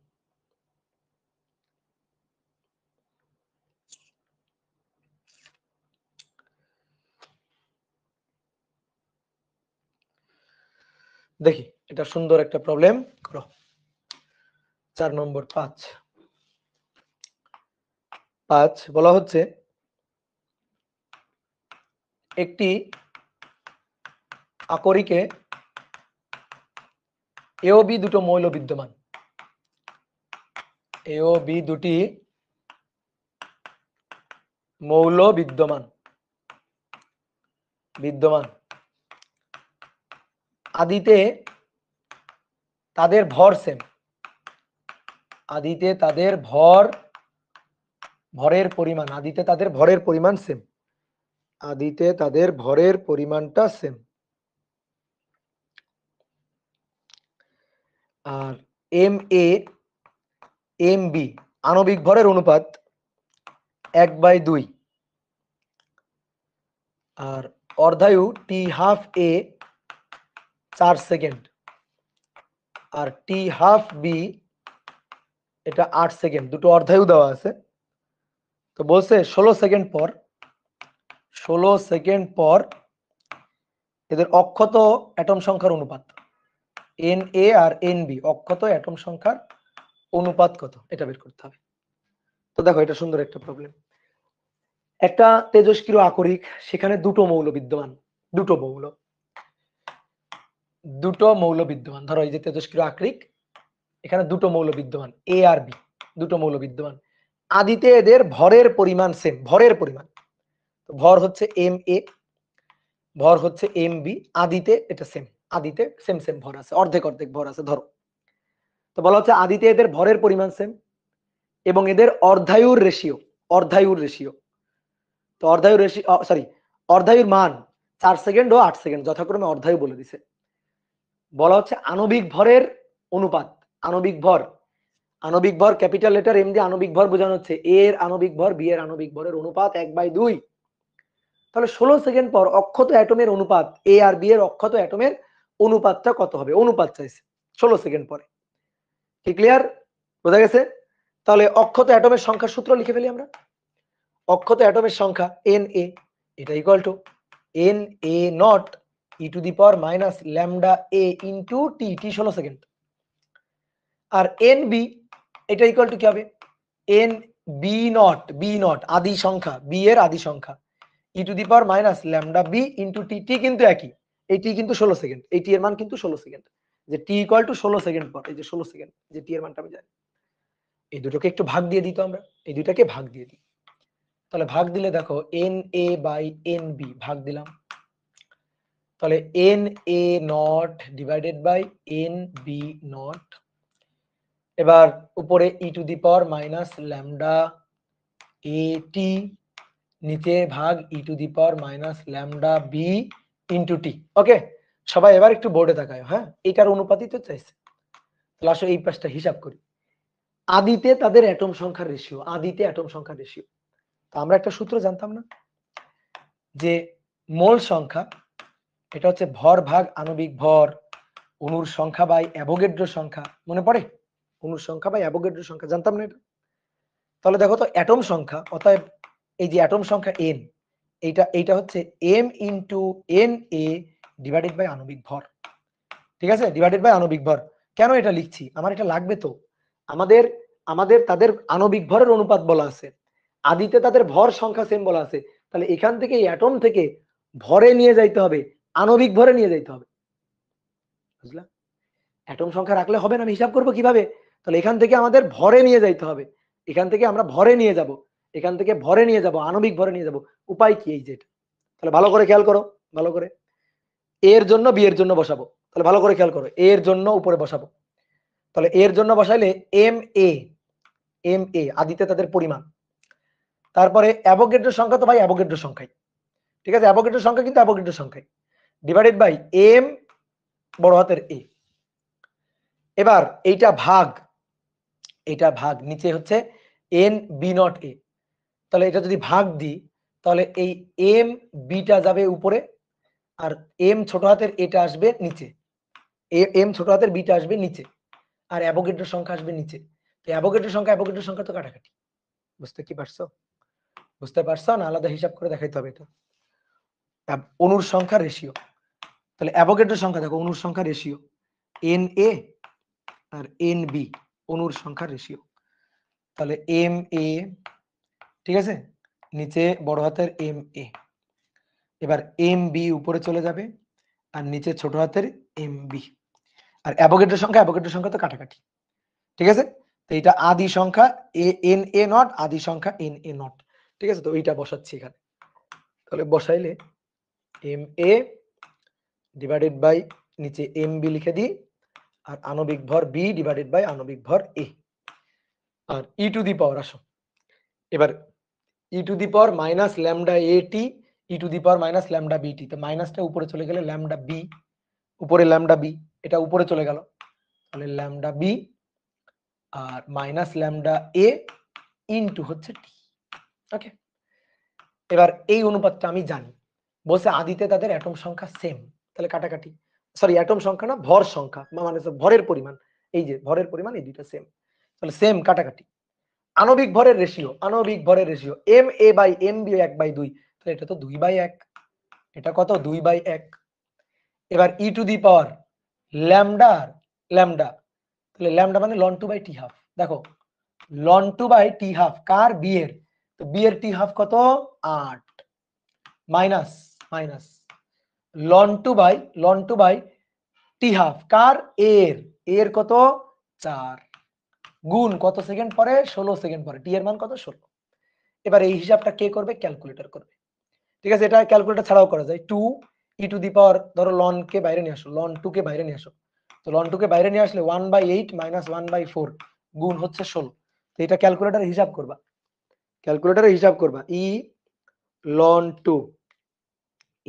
2 তারপরে 16, তারপরে 16 গুণ হচ্ছে কত 1/8, 1/8 বিয়োগ 1/4, 1/4, তাহলে এখান থেকে আমরা পাচ্ছি 1/4, তাহলে 2 গুণ 1/4, তার মানে 1/2, 1/2, এটা হচ্ছে आंसर। ঠিক আছে, 2 গুণ 1/4, 1/2, বুঝতে পারছো? 1/2 आंसर। হ্যাঁ, হিসাব, জাস্ট ম্যাথমেটিক্যাল হিসাব করা হয়েছে, আর কিছু না। ঠিক আছে, তাহলে এবার আসলে লাস্ট একটা ম্যাথ আমরা করব, লাস্ট একটা ম্যাথ। কি ক্লিয়ার, বুঝছো? এটা কিন্তু সুন্দর একটা ম্যাথ। তাহলে আণবিক ভরের অনুপাত দেওয়া আছে, অর্ধায়ু দুটো দেওয়া আছে, বলা আছে আদিতে তাদের ভরের পরিমাণ সেম, আদিতে তাদের ভরের পরিমাণ সেম বলে এটা কাটাকাটি চলে গেছে, আণবিক ভরের অনুপাত দেওয়া আছে আর অর্ধায়ু দেওয়া আছে, তো বাকিটা তো হিসাব। ওকে, নেক্সট বলা হচ্ছে ইউরেনিয়ামের 6 নম্বর, ইউরেনিয়াম 92-235, এটা একটা তেজস্ক্রিয় মৌল। বলা হচ্ছে এর প্রাথমিক পরিমাণ 3 মিলিগ্রাম, এর প্রাথমিক পরিমাণ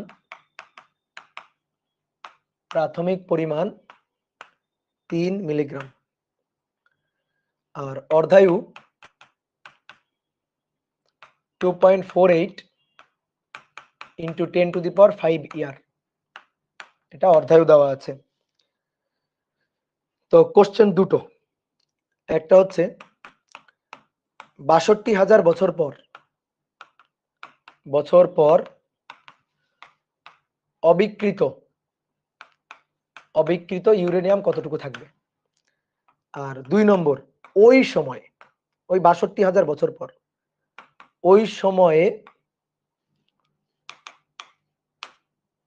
সময়ে অর্থাৎ ওই মুহূর্তে তেজস্ক্রিয় ক্ষয়ের হার, ইউরেনিয়ামের তেজস্ক্রিয় ক্ষয়ের হার ওই সময় ৬২,০০০ বছর পরে গিয়ে তেজস্ক্রিয় ক্ষয়ের হারটা কত। ঠিক আছে, ৬২,০০০ বছর পরে গিয়ে তেজস্ক্রিয় ক্ষয়ের হারটা কত, এটা আমাদের বের করতে হবে। তো চলো দেখি, হিসাব করি। ইউরেনিয়াম আছে 3 মিলিগ্রাম, 3 মিলিগ্রাম এতটুকু পরিমাণ ইউরেনিয়াম আছে, এটা আদি পরিমাণ, আদি পরিমাণ T0। এবার এখান থেকে তেজস্ক্রিয় ক্ষয় হবে কত বছর পর, ৬২,০০০ বছর পর, ক্ষয় হয়ে কতটুকু অবশিষ্ট থাকলো, তাহলে টি হচ্ছে ৬২,০০০ বছর, এত বছর পর অবিকৃত পরিমাণ এন, এটা আমাদের বের করতে বলছে, যেহেতু ভর দেওয়া আছে তাহলে এটা এম বলি, এম আমাদের বের করতে বলছে, তাহলে এটা কি দেওয়া আছে, এটা আমাদের দেওয়া আছে এম নট। তাহলে আসো হিসাব, M equal to M naught e to the power minus lambda t. 1 নম্বর হিসাব করছি, তাহলে অবিকৃত পরিমাণ কত সেটা আমাদের বের করতে হবে, অক্ষত কতটুকু থাকবে এটাই তো বের করতে চাইছি। তাহলে এম নট হচ্ছে 3 মিলিগ্রাম, ঠিক আছে 3 মিলিগ্রাম। তো তুমি যদি মিলিগ্রাম অ্যান্সার রাখতে চাও ওকে রাখতে পারো, কোনো সমস্যা নেই, কিন্তু মিলিগ্রামে যদি অ্যান্সার রাখতে চাও তো রাখতে পারো, কোনো সমস্যা নেই। ধরো আমি 3 মিলিগ্রামে রাখবো, e to the power minus lambda ln 2 by t half, ln 2 by t half কত দেওয়া আছে 2.48 ইন্টু 10⁵ এত ইয়ার। ওকে, টি ৬২,০০০ বছর, ৬২,০০০। তাহলে এবার এখান থেকে হিসাব, তাহলে e to the power minus ln 2 গুণ 62000 2.48 এক্সপোনেনশিয়াল ফাংশন 5, যা হবে এর সাথে গুণ হচ্ছে 3, তাহলে 2.5226 আরো আছে এত মিলিগ্রাম, এই যে এত মিলিগ্রাম অবিকৃত থাকবে। কতটুকু ক্ষয় হয়ে যাবে তাহলে 3 থেকে এটা বাদ দিলে ততটুকু ক্ষয় হয়ে যাবে। এবার বলছে ওই সময় ভাঙন রেটটা কেমন, ওই সময় ভাঙনের হারটা কেমন। যে কোনো সময় তেজস্ক্রিয় ভাঙনের হার ওই সময় অক্ষত পরমাণু সংখ্যার সমানুপাতিক। তাহলে ওই সময়ে বিভাজন রেটটা চাইছে, এই যে ৬২,০০০ বছর পর এইখান থেকে সেকেন্ডে কত ডিপিএস ক্ষয় হচ্ছে আর কি, এটা আমাদের বের করতে বলছে। ওই সময়ের বিভাজন রেটটা বের করতে বলছে, ওই সময়ের বিভাজন রেট ডিএনডিটি, ওই সময়ের বিভাজন রেটটা। তো এই সময়ের বিভাজন রেটটা বের করব এই সময়ের অক্ষত পরমাণু সংখ্যার এন এর সমানুপাতিক। তাহলে 2 নম্বর আসো, ডিএনডিটি বের করব। তো ডিএনডিটি এটা ইকুয়াল টু কি মাইনাস ল্যামডা এন। তো আমরা শুধু মানের বিবেচনায় মাইনাসকে ফেলে দিয়ে ল্যামডা এন এটা হিসাব করব। তো ডিএনডিটি আমাদের হার লাগবে, ডিএনডিটি হার ল্যামডা হচ্ছে ln 2/t হাফ, ঠিক আছে, ল্যামডা হচ্ছে ln 2/t হাফ, এন হচ্ছে অক্ষত পরমাণু সংখ্যা। তো কত গ্রাম কত মিলিগ্রাম 2 পয়েন্ট এত মিলিগ্রাম, এত মিলিগ্রাম অক্ষত আছে, এইখানে কতগুলো অ্যাটম আছে সেটা বের করতে হবে। তো কি সূত্র ছিল, মোল সংখ্যা ভর ভাগ আণবিক ভর আর অ্যাটম সংখ্যা ডিভাইডেড বাই অ্যাভোগাড্রো সংখ্যা। তাহলে অতএব অ্যাটম সংখ্যা সমান সমান কত, ভর ইনটু আণবিক ভর, ভর ইনটু অ্যাভোগাড্রো সংখ্যা ডিভাইডেড বাই আণবিক ভর। নাও এবার মান বসাই দিলে কাজ শেষ। মান বসাই দিলাম, উপরে ln 2, নিচে কত টি হাফ অর্ধায়ু, আসো অর্ধায়ু বসাই, এই যে এত বছর অর্ধায়ু।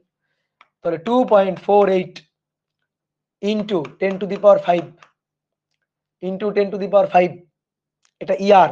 দেখো একটু থামো, মাথা ঠান্ডা করো, দেখো এম মিলিগ্রাম, তাহলে 2.52 দেখো আমি একটু সরাই নিয়ে আসি এই পাশে, এখানে ঝড় বৃষ্টি হওয়ার সম্ভাবনা আছে, একটু সরাই নিয়ে আসি এদিকে।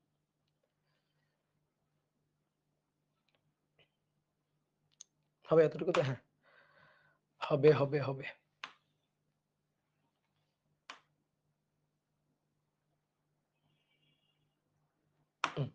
একটু সরাই নিয়ে আসলাম হিসাব করার জন্য আর কি।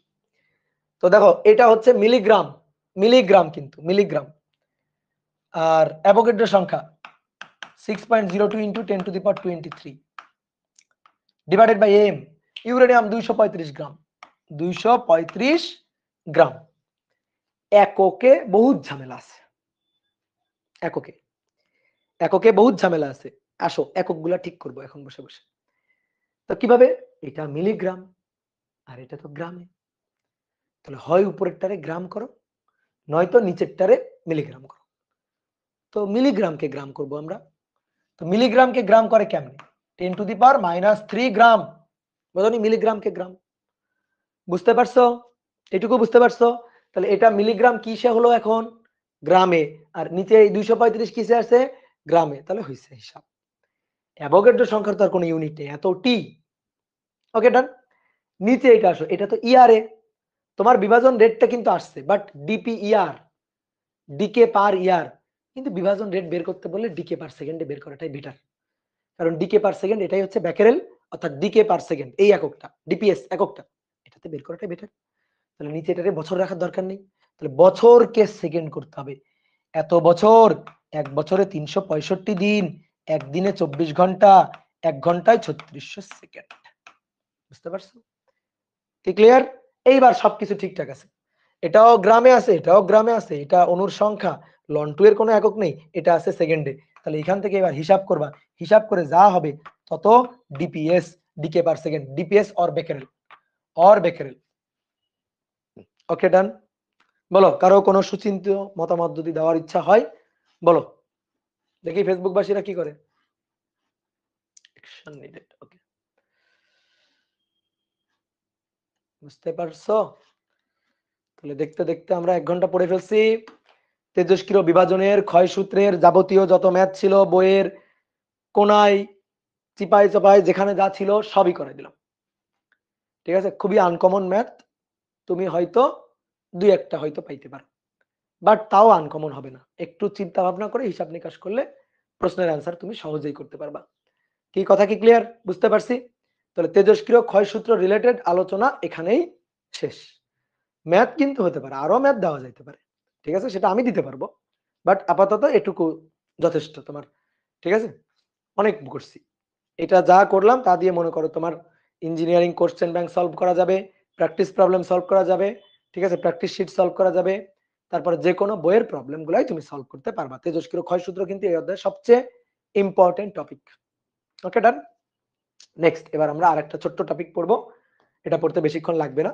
সেটা হচ্ছে এই যে তেজস্ক্রিয় ক্ষয়ে যে আলফা বিটা গামা রশ্মি নির্গত হয় না, এই আলফা বিটা গামা রশ্মি নির্গত হওয়ার এই বিক্রিয়াগুলো আমরা একটু লিখবো বুঝে বুঝে। তাহলে লিখো তেজস্ক্রিয় বিক্রিয়া সমূহ। তেজস্ক্রিয়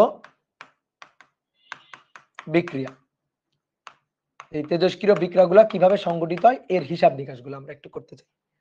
তাহলে তাকাও, বোর্ডে তাকাও। তেজস্ক্রিয় বিক্রিয়া সাধারণত 3 ধরনের রশ্মি নির্গত হয়, আলফা রশ্মি, বিটা রশ্মি, গামা রশ্মি। তো আলফা নির্গত হয়, ধরো একটা আলফা রশ্মি নির্গত হলো, একটা বিটা রশ্মি নির্গত হলো, বা কোনো একটা অ্যাটমের নিউক্লিয়াসকে আমি একটা আলফা কণা দিয়ে হিট করলাম। তো এইগুলার বিক্রিয়ার সমীকরণগুলো আমরা কেমন ভাবে লিখবো? এই তেজস্ক্রিয় যে ঘটনাগুলো এগুলার সমীকরণ আমরা একটু লিখতে চাই। তো তার জন্য তোমার 3টার সংকেত ভালো করে বুঝতে হবে, আলফা বিটা গামার সংকেত ভালো করে বুঝতে হবে। তো আসো প্রথমে আমরা সংকেতগুলো একটু লিখি। আলফা কণা, আলফা পার্টিকেল, আলফা কণা হচ্ছে হিলিয়াম নিউক্লিয়াস, হিলিয়াম নিউক্লিয়াস হচ্ছে আলফা কণা। আমরা এই যে রাদারফোর্ডের আলফা কণা বিক্ষেপণ করছিলাম না, হিলিয়াম নিউক্লিয়াস মানে আলফা কণা। হিলিয়ামের পারমাণবিক সংখ্যা কত? 2, আর ভর সংখ্যা কত? 4। ঠিক আছে, এটাই হচ্ছে আলফা কণা। আলফা কণাকে এভাবেও লেখা হয়, এই যে আলফা কণা, নিচে 2 উপরে 4, এভাবেও কিন্তু আলফা কণাকে প্রকাশ করা হয় সংকেত। তারপরে এবার আসো বিটা কণা। বিটা, বিটা নির্গত হলে কেমন হয় আর কি, বিটা দেখতে কেমন, বিটার সংকেত কি? বিটা, নিচে এখানে -1 উপরে 0। অথবা এটাকে এভাবেও লেখা হয়, আরো একটা নিয়ম আছে, সেটা হচ্ছে ই দিয়ে নিচে -1 উপরে এখানে 0। কোন কোন অ্যাটম থেকে যদি বিটা নির্গত হয় তাহলে কি হয় জানো, তার ভর সংখ্যা অপরিবর্তিত থেকে পারমাণবিক সংখ্যা 1 বেড়ে যায়। ভর সংখ্যা অপরিবর্তিত থেকে পারমাণবিক সংখ্যা 1 বেড়ে যায়। আমার কথা বোঝার এখন দরকারই, ঠিক আছে? এখন আমি যা বললাম এটা এটা তোমার বোঝার কোনো দরকার নেই, এটা না বুঝলেও চলবে। আসো আমরা দেখবো তো ঘটনাগুলো আস্তে আস্তে। গামা হচ্ছে সবচেয়ে নিরীহ কণা, গামা রশ্মি সবচেয়ে নিরীহ, ঠিক আছে? এর না আছে কোনো চার্জ, মানে এর কিছুই নেই। এ দেখো গামা 0 0, এ তো সবচেয়ে নিরীহ। তো কোনো মৌল থেকে যদি গামা রশ্মি নির্গত হয় তাহলে তেজস্ক্রিয় ক্ষয় ঘটে না, মৌলটার কোনো চেঞ্জই তো হয় না। মৌলটার চেঞ্জ না হলে তেজস্ক্রিয় ক্ষয় ঘটবে কিভাবে? তো গামা রশ্মি নির্গত হলে বা আমি গামা রশ্মি দিয়ে কাউকে হিট করলে, ঠিক আছে, মৌলের কোনো পরিবর্তন হয় না, মৌলের কোনো আইসোটোপও তৈরি হয় না, ইভেন মৌলের পারমাণবিক সংখ্যা পরিবর্তন হয়ে মৌল যে অন্য একটা মৌলে পরিণত হবে সেটাও কিন্তু ঘটে না, যেটা কিন্তু আলফা বিটাতে ঘটে। তো তেজস্ক্রিয় এই 3 ধরনের রশ্মি নির্গত হয়। এবার অনেক সময় মনে করো আমাদের এরকম কিছু বিক্রিয়া লিখতে বলবে যে কোনো একটা মৌলের নিউক্লিয়াসকে একটা প্রোটন দিয়ে আঘাত করা হয়েছে, কোনো একটা মৌলের নিউক্লিয়াসকে একটা নিউট্রন দিয়ে আঘাত করা হয়েছে। নিউটন প্রোটনের সংকেত কেমন হবে? নিউটন প্রোটনের সংকেত, তাহলে আসো তো প্রোটনের সংকেত। প্রোটন, তাহলে প্রোটনের সংকেতটা আমরা কিভাবে লিখবো? প্রোটনের সংকেত পি। এবার আসো, নরমালি আমরা নিচে কি পারমাণবিক সংখ্যা অর্থাৎ প্রোটন সংখ্যা, উপরে ভর সংখ্যা লিখি না? তো প্রোটনের তার পারমাণবিক সংখ্যা ভর সংখ্যা হয় না, বাট ওটার মতো করে তুলনা করে আমরা একটু মনে রাখতে পারি সহজে সংকেতটা। প্রোটন মানে একটা প্রোটন, তাহলে প্রোটন সংখ্যা হচ্ছে পারমাণবিক সংখ্যা, পারমাণবিক সংখ্যা নিচে বসে, তাহলে নিচে এখানে 1। প্রোটন, এটা প্রোটন, এর কোনো নিউটন নেই, প্রোটনের কোনো নিউটন নেই, মানে ব্যাপারটা এরকম। প্রোটন প্রোটন, নিউটন নেই, নিউটন কত? 0। তাহলে প্রোটন কয়টা? একটা, তাহলে 1 + 0 1 উপরে বসে। অর, এটাকে আরো একটা ভাবে লেখা যায়, অর, এটা হচ্ছে হাইড্রোজেন অ্যাটম। দেখো হাইড্রোজেন, হাইড্রোজেনের যে মানে আইসোটোপ আছে না 3টা, তো তার মধ্যে হাইড্রোজেন যেটা ওইটা আর কি। তাহলে 1 1। আরেকটা আছে নিউট্রন, তো নিউটনের সংকেত কেমন হবে? নিউটনের সংকেত হচ্ছে, দেখো বুঝে বুঝে বলো তো, নিউটন নিচে বসে পারমাণবিক সংখ্যা মানে প্রোটন সংখ্যা, উপরে বসে ভর সংখ্যা। তো নিউটন, এর কি কোনো প্রোটন সংখ্যা আছে? নেই, তার মানে পারমাণবিক সংখ্যার জায়গাটা হবে 0। আর নিউটন হচ্ছে একটা নিউটন, তাহলে একটা নিউটনের সাথে 0 যোগ হয়ে ভর সংখ্যা 1, উপরে হবে 1। বুঝতে পারছো? তাহলে এগুলো হচ্ছে সংকেত। এইবার আমরা এইখানে এই আলফা রশ্মি, বিটা রশ্মি, গামা রশ্মি নির্গত হলে কি হয় সেইগুলা লিখবো। তো এই সংকেত লেখার জন্য তোমার দুটো জিনিস মাথায় রাখতে হবে। যদি বলে নির্গত হওয়া বা ক্ষয় হওয়া, নির্গত হওয়া বা ক্ষয় হওয়া, এটা যদি বলে নির্গত হওয়া বা ক্ষয় হওয়া, তাহলে ভাইয়া মাইনাস করবা, ঠিক আছে, আমার নিয়মটাই মানবা। আর যদি বলে আঘাত করা হয়েছে, একটা আলফা কণা দিয়ে আঘাত করা হলো, একটা বিটা রশি দিয়ে আঘাত করা হলো, ঠিক আছে, তাহলে কি করবা? তাহলে প্লাস করবা, এই।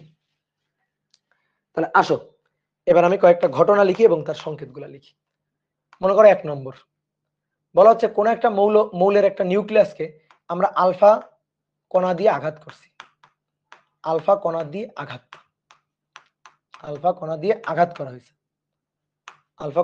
করা হয়েছে, তাহলে দেখতে কেমন হবে? আলফা কণা দিয়ে আঘাত করা হলে ঘটনাটা দেখতে কেমন হবে? আলফা কণা দিয়ে আঘাত করা হয়েছে, তাহলে তার ঘটনাটা দেখতে কেমন হবে? মৌলটা হচ্ছে এক্স, ধরো এক্স হচ্ছে মৌলটা, জেড তার পারমাণবিক সংখ্যা, এ তার ভর সংখ্যা, আঘাত করা হয়েছে, হিট করা হয়েছে, আঘাত করা হলে যোগ, কাকে দিয়ে? আলফা নিউক্লিয়াস দিয়ে, তাহলে আলফা নিচে 2 উপরে 4, তাহলে কি হবে? তাহলে মৌলটার এক্স থাকবে না, চেঞ্জ হয়ে যাবে। কেমনে চেঞ্জ হয়ে যাবে? দেখো, ভর সংখ্যা চেঞ্জ হয়ে যাবে, পারমাণবিক সংখ্যা চেঞ্জ হয়ে যাবে। দেখো কেমনে চেঞ্জ হয়। তাহলে আলফা দিয়ে আঘাত করা হলে কি হয়? মৌলটা চেঞ্জ হয়ে এক্স থেকে এক্স ড্যাশ হয়ে গেল। আমি বললাম পারমাণবিক সংখ্যা চেঞ্জ হবে কিনা? উত্তর অবশ্যই হবে, কারণ এক্স এর পারমাণবিক সংখ্যা ছিল 2। তো আমি যদি আলফা কণা দিয়ে হিট করি, আলফা কণা দিয়ে আঘাত করি, তাহলে জেড আর 2 এই দুটো যোগ হবে, জেড প্লাস 2, তাহলে জেড প্লাস 2 যোগ হয়ে পারমাণবিক সংখ্যা আগে যা ছিল 2 বাড়বে, ভর সংখ্যা 4 বাড়বে, তাহলে ভর সংখ্যা হবে a প্লাস 4। বুঝলা? সহজ না? যদি বলা হয় যে 2 নম্বর, ধরো আলফা কণা নির্গত হলো,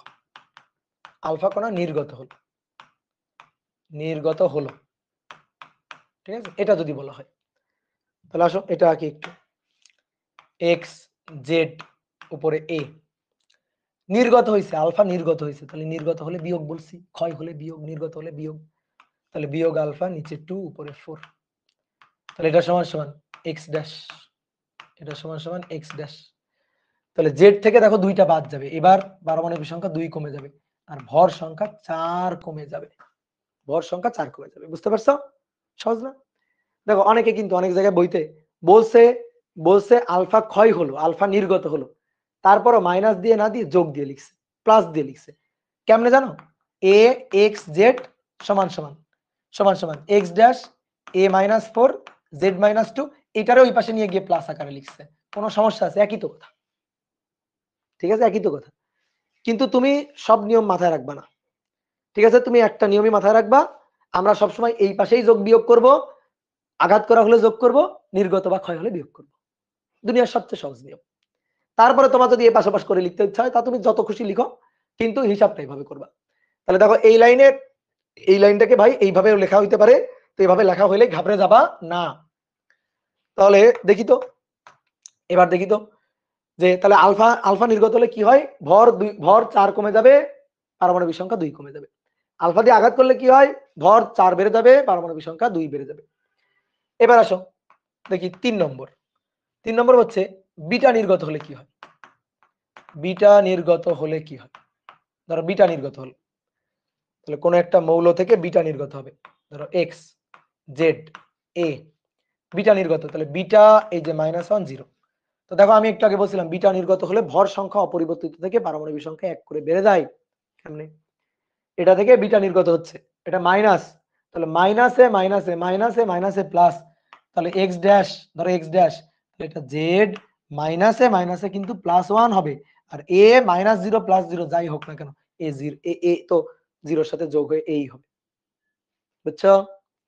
তাহলে এক্স নিচে জেড মাইনাসে +1, তাহলে পারমাণবিক সংখ্যা 1 বাড়লো না?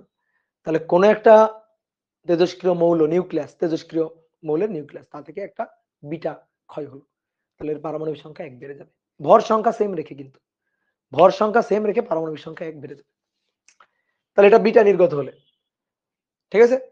তারপরে ধরো গামা নির্গত হলে কি হবে? গামা রশ্মি নির্গত হলে কি হবে? ধরো গামা রশ্মি যদি নির্গত হয়, তাহলে ঘটনাটা কি ঘটবে?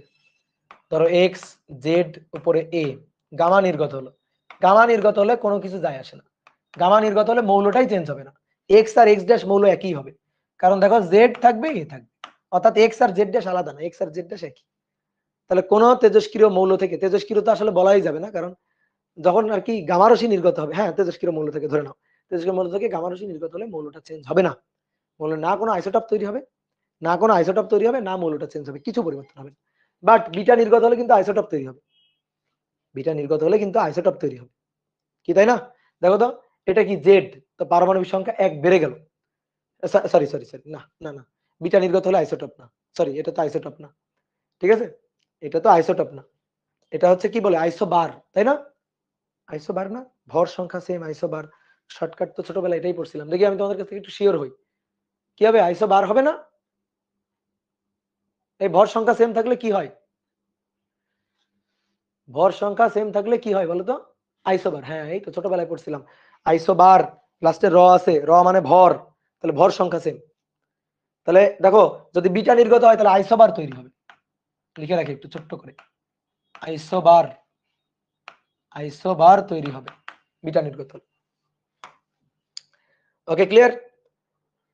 ধরো কোন একটা মৌলের নিউক্লিয়াসকে, ধরো কোন একটা মৌলের নিউক্লিয়াসকে 5 নম্বর, কোন একটা মৌলের নিউক্লিয়াসকে আমরা একটা নিউট্রন দিয়ে আঘাত করব, তাহলে নিউট্রন দিয়ে আঘাত, একটা নিউট্রন দিয়ে আঘাত করব, দেখি তো নিউট্রন দিয়ে আঘাত করলে কি পরিবর্তন হয়।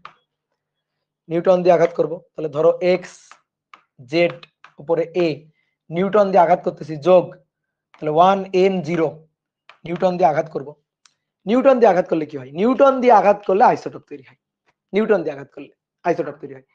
কিভাবে দেখো, এই যে যে মৌলটা তৈরি হবে সেই মৌলটা এক্স বার, তাহলে জেড প্লাস 0 মানে জেড, দেখো ভর মানে পারমাণবিক সংখ্যা একই থাকলো, ভর সংখ্যা চেঞ্জ হয় a প্লাস 1, তাহলে এইটা হচ্ছে আইসোটপ, আইসোটপ, আইসোটপ তৈরি হবে। এবার আসো দেখি আরেকটা জিনিস বলো দেখি, সেটা হচ্ছে প্রোটন দিয়ে আঘাত করলে, প্রোটন দিয়ে আঘাত, তাহলে প্রোটন দিয়ে যদি আঘাত করা হয় তাহলে এই ক্ষেত্রে কি ঘটনা ঘটে দেখি, প্রোটন দিয়ে আঘাত করলে কি ঘটনা ঘটে, এক্স এক্স জেড এ প্লাস 1 পি 1, তাহলে প্রোটন দিয়ে আঘাত করলে যে মৌলটা হবে সেই মৌলের ভর সংখ্যাও 1 বাড়বে, পারমাণবিক সংখ্যাও 1 বাড়বে, তাহলে ভর সংখ্যাও চেঞ্জ হবে, পারমাণবিক সংখ্যাও চেঞ্জ হবে, ঠিক আছে? ওকে গুড, তাহলে দেখো কতগুলো বিক্রিয়া লিখে ফেলছি, নিয়ম লিখে ফেলছি, এর চেয়ে সহজ জিনিস আছে? এইবার আসো দেখি তোমার বুদ্ধির পরিচয়, ঠিক আছে, বুদ্ধি খাটায় 2টা প্রশ্নের অ্যান্সার দিবা। আসো কোশ্চেন নম্বর 1, বলা হচ্ছে এই একটা মৌল যার পারমাণবিক সংখ্যা 86 আর ভর সংখ্যা 222, এই এ মৌলটা থেকে তেজস্ক্রিয় ক্ষয় হয়ে আলফা বিটা ক্ষয় হয়ে, ঠিক আছে, আলফা বিটা ক্ষয় হয়ে বি মৌলে পরিণত হয়েছে, যার পারমাণবিক ভর হচ্ছে 84 আর ভর সংখ্যা হচ্ছে 210। তো আলফা ক্ষয় বিটা ক্ষয়, এই যে আলফা ক্ষয় সাথে সাথে বিটাও ক্ষয় হয়েছে, আলফা ক্ষয় বিটা ক্ষয় এর মাধ্যমে এতে পরিণত হয়েছে। প্রশ্ন হচ্ছে কতগুলো আলফা এবং কতগুলো বিটা ক্ষয় হবে, কতগুলো বিটা ক্ষয় হবে, কতগুলো আলফা এবং কতগুলো বিটা ক্ষয় হবে, করো, কতগুলো আলফা ক্ষয় হবে কতগুলো বিটা ক্ষয় হবে, নাও তোমাদের একটু ভাবনা চিন্তা করার জন্য সময় দিলাম, দ্রুত করো।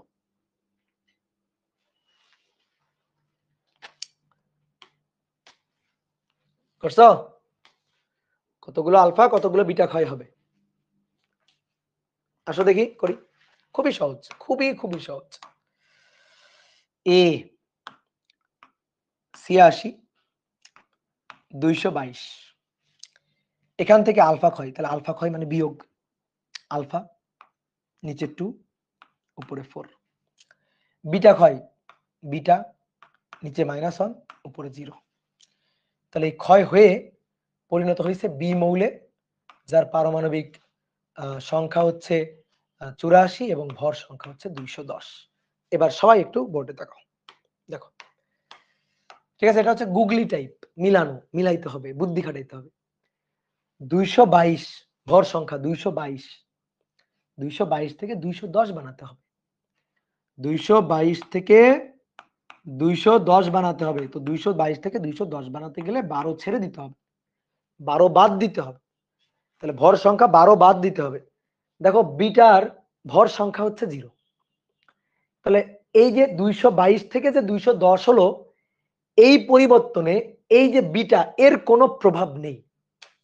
ভর সংখ্যার পরিবর্তনে বিটার কোনো প্রভাব নেই, কারণ এটা তো 0। তাহলে ও না পারবে কমাইতে 222 থেকে, না পারবে 1 কমাইতে, না পারবে 1 বাড়াইতে। তাহলে বিটার কোনো প্রভাব নেই। তাহলে 222 থেকে 210 কে করছে? একমাত্র আলফা করতে পারবে, কারণ দেখো আলফার উপরে এখানে 4 আছে। তাহলে 222 থেকে 210 করতে হবে, 12 কমাইতে হবে।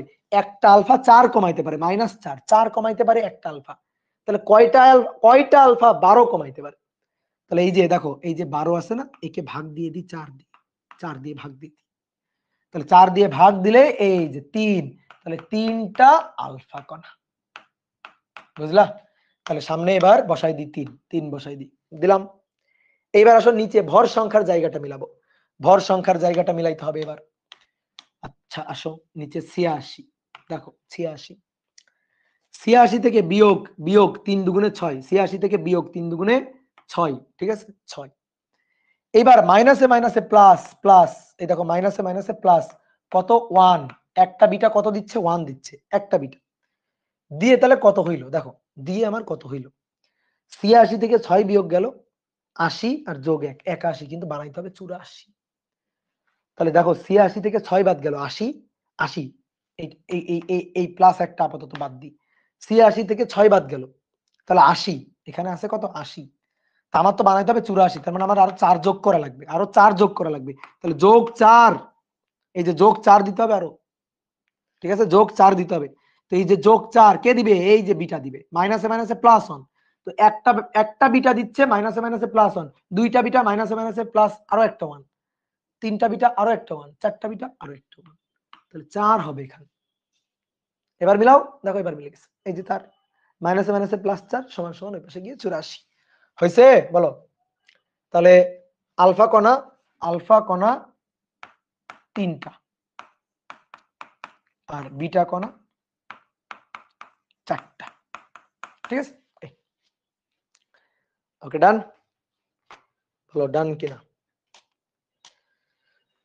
এবার আসো আরেকটা প্রশ্নের অ্যান্সার দাও দেখি তোমরা।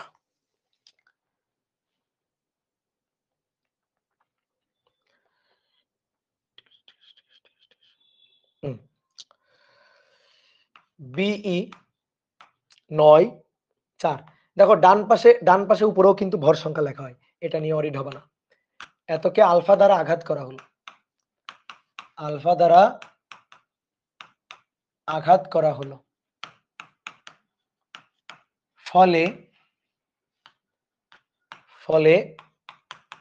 একটি নিউটন নির্গত হয়, নিউটন নির্গত হয় ও একটি নিউটন নির্গত হয় ও অপর একটি মৌলে পরিণত হয়, ও অপর একটি মৌলে পরিণত হয়, মৌলটির সংকেত কি করো দেখি নিজেরা। মৌলটির সংকেত, মৌলটার সংকেত নির্ণয় করতে হবে, করো নাও।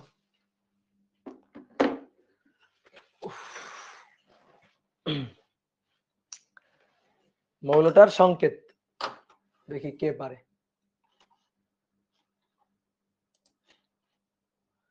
তুর্য সরকার প্রিন্স বলছে কার্বন, তুর্য সরকার প্রিন্স বলছে কার্বন, তাজিন মুন তাবাসসুম বলছে কার্বন, শরবিন আহমেদ বলছে carbon. Okay good, very good. দেখছো তোমরা কত ভালো পারো, তোমাদের মতো যে কবে আমি পারবো বলো তো।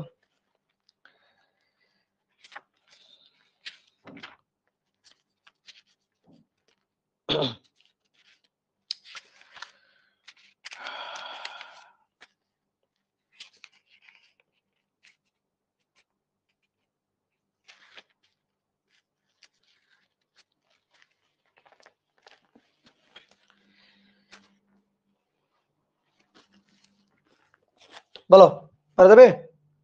দেখি করি।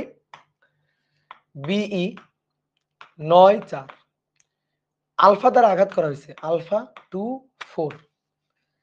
আঘাত করা হলে একটা নিউটন পাওয়া গেছে, 1n0 পাওয়া গেছে, তাহলে বাকিটা কি? 9, 10, 11, 12, 13, আর এখানে 1 আছে, তাহলে 9, 10, 11, 12, 13 থেকে 1 বাদ, তাহলে 12 লাগবে। 4 আর 2 6, আর আছে 0, তাহলে নিচে 6 লাগবে। তো বোঝাই যাচ্ছে C612, এটাই অ্যান্সার। ঠিক আছে, এই যে এটা অ্যান্সার C612, বাকি বলটির সংকেত C612। কি ক্লিয়ার? ওকে, নেক্সট আসো, এবার খালি ঘর পূরণ করো। ঠিক আছে, এবার হচ্ছে শূন্য স্থান পূরণ। শূন্য স্থান পূরণ কবে করছো? ছোটবেলায়, তাই না? ক্লাস 2 তে। তো এখন আবার শূন্য স্থান পূরণ করতে হবে। শূন্য স্থান পূরণ ফেরত আসছে আবার। কই রাখলাম ফোন দেখি। শূন্য স্থান পূরণ,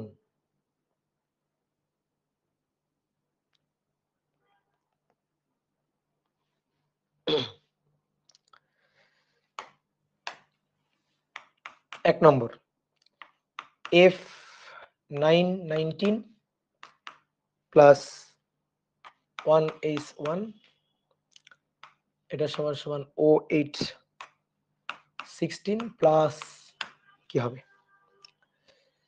2 নম্বর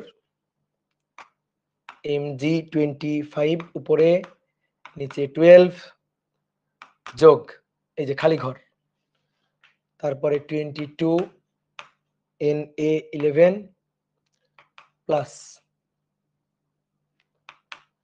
4 He2, তারপর 3 নম্বর Al28 13 প্লাস হিলিয়াম, তারপরে P30 15 প্লাস কত হবে? ঠিক আছে, এই যে শূন্য স্থান পূরণ।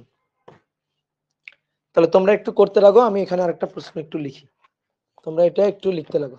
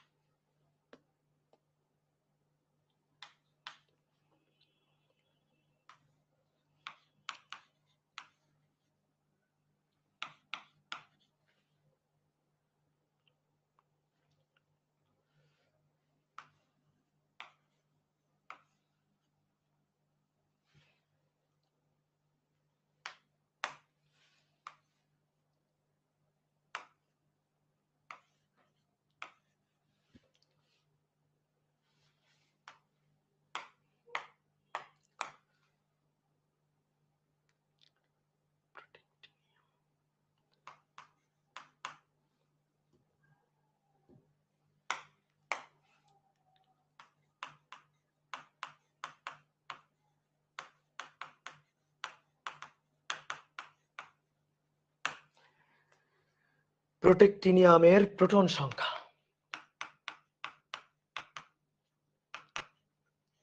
প্রোটন সংখ্যা কত? ঠিক আছে, এটা তাহলে আসো দেখি শূন্য স্থান পূরণ করে আসি। আসো, 9 আর 1 10, 8, 2 লাগবে, 2 লাগবে, 2, 9 19 আর 1 20, 16 বাদ 4 লাগবে, helium, alpha particle, alpha particle বা হিলিয়াম। ওকে, এখানে আলফা পার্টিকেলও লিখতে পারো, কোনো সমস্যা নেই। 12 11 2, 11 আর 2 13, 1 লাগবে। 22 আর 4 26, 25, 1 লাগবে। ওকে, তাহলে হাইড্রোজেন বা প্রোটন। তারপরে 13 আর 2 13 14 15, 15, 0 লাগবে। 28 আর 4 28, 29 30 31 32, 30, 2 লাগবে। এইবার কোনটা? এটা কোনটা? এটা আবার কোনটা? 2 আর 0, এটা তো জীবনে চিনি না। এটা তো চিনি না, চিনি, এটার চিনি, চিনি, এটারে এইভাবে চিনি। দেখো 1, এখানে 1 বসাও, সামনে 2 বসাও, তাহলে 1 n 0 সামনে 2, অর্থাৎ 2টা নিউট্রন, 2টা নিউট্রন। বুঝতে পারছো? এখানে 2 লাগতেছে, তারপরে 2টা নিউট্রন, 2টা নিউটন নির্গত হচ্ছে। কি ক্লিয়ার? এবার দেখো পাশে আর একটা চিত্র দেওয়া আছে, এটা আমাদের ইসাক স্যারের বইয়ের এমসিকিউ। ইউরেনিয়াম 238 আর 92, এটার একটা আলফা ক্ষয় হচ্ছে, তারপর একটা বিটা ক্ষয় হয়ে আলটিমেটলি যে মৌলটা তৈরি হচ্ছে সেটা হচ্ছে প্রোটেক্টিনিয়াম। তো বলা হচ্ছে এই যে প্রোটেক্টিনিয়াম, এই যে মৌলটা, এই মৌলটার প্রোটন সংখ্যা কত হবে? প্রোটন সংখ্যা কত হবে? আসো হিসাব নিকাশ করি। তাহলে আলফা ক্ষয় মানে 4 4 আলফা ক্ষয়, এখানে লিখি 4, এই যে আলফা 2, তাহলে 238 ক্ষয় হচ্ছে, বিয়োগ যাচ্ছে, বিয়োগ, এই যে বিয়োগ যাবে, ক্ষয় নির্গত হচ্ছে, আমি কিন্তু হিট করি না, তীর চিহ্ন দেখো, বিয়োগ যাবে। তো 238 থেকে 4 বাদ দাও, ঠিক আছে, 238 থেকে 4 বাদ দাও, তাহলে কত হলো? 234। আর 92 থেকে 2 বাদ দাও, কত হবে? 90। এবার এটা থেকে আবার মাইনাস একটা বিটা, তাহলে বিটা, এই যে আসো বিটা, নিচে হচ্ছে -1 আর উপরে হচ্ছে 0, তাহলে মাইনাসে মাইনাসে প্লাস হবে, তাহলে 90 মাইনাসে মাইনাসে প্লাস, এটা হবে 91 আর ওটা হবে 234। ঠিক আছে, তাহলে কত হবে অ্যান্সার? কত হবে অ্যান্সার? হবে প্রোটন সংখ্যা কত? প্রোটন সংখ্যা 91। প্রোটন সংখ্যা 91। তো সব আমাদের বইয়ে ঘুরে ফিরে এরকম প্রবলেম। তো মোটামুটি আমাদের লেকচার শেষ। তো দেখি আমি একটু ইসাক স্যারের বইটা একটু একবার উল্টাই, দেখি যদি নতুন কিছু পাই তোমাদের করে দিচ্ছি।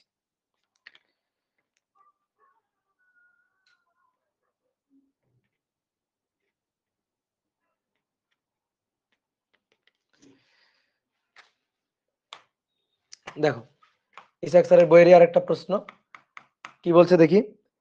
বলছে এ একটা মৌল 222, আর এটা হচ্ছে 86, এটা থেকে বি, এটা 206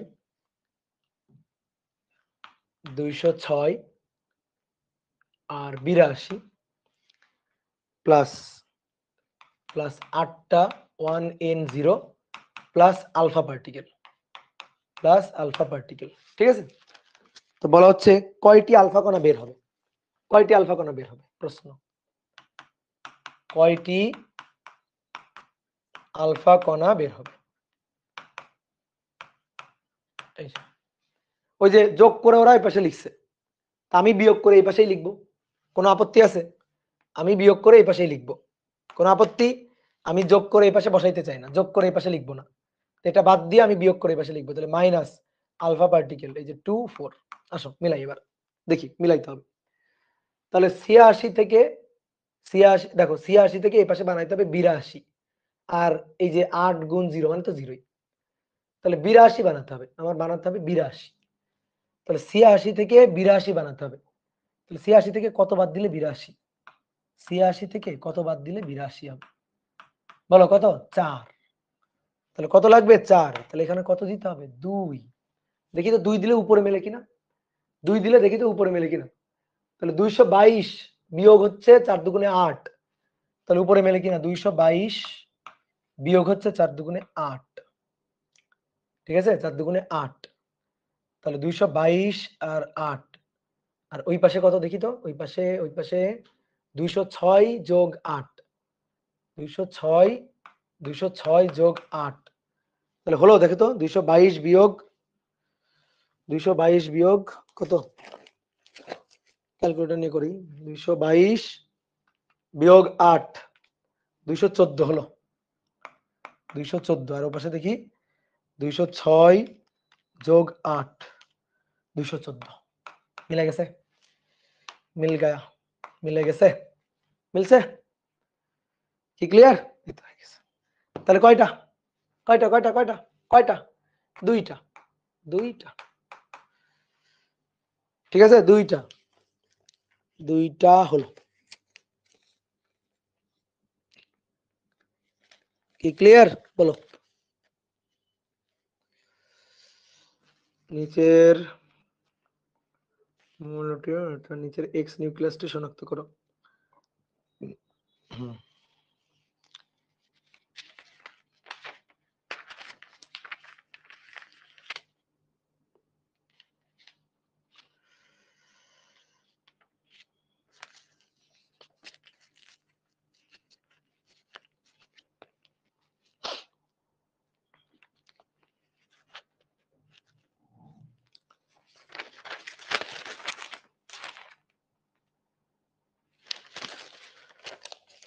নাই, আর নাই, আর বইতে নাই।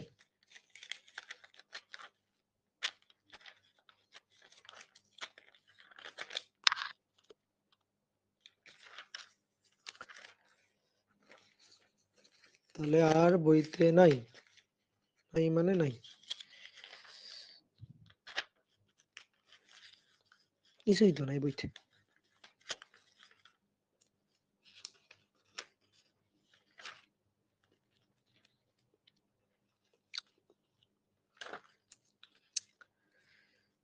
ওকে ওকে ওকে,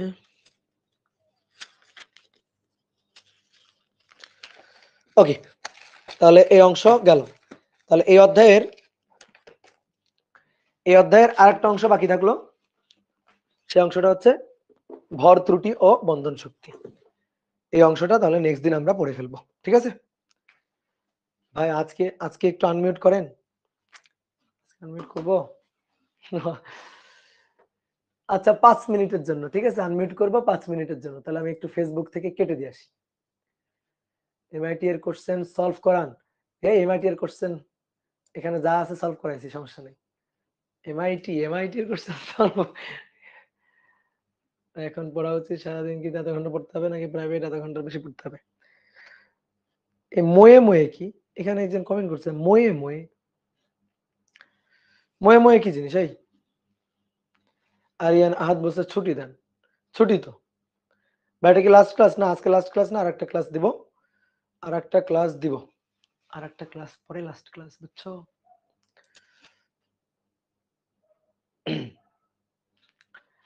আচ্ছা তাহলে আনমিউট করছি, সবাই একসাথে কথা বলা শুরু করবে না, নাও বলো।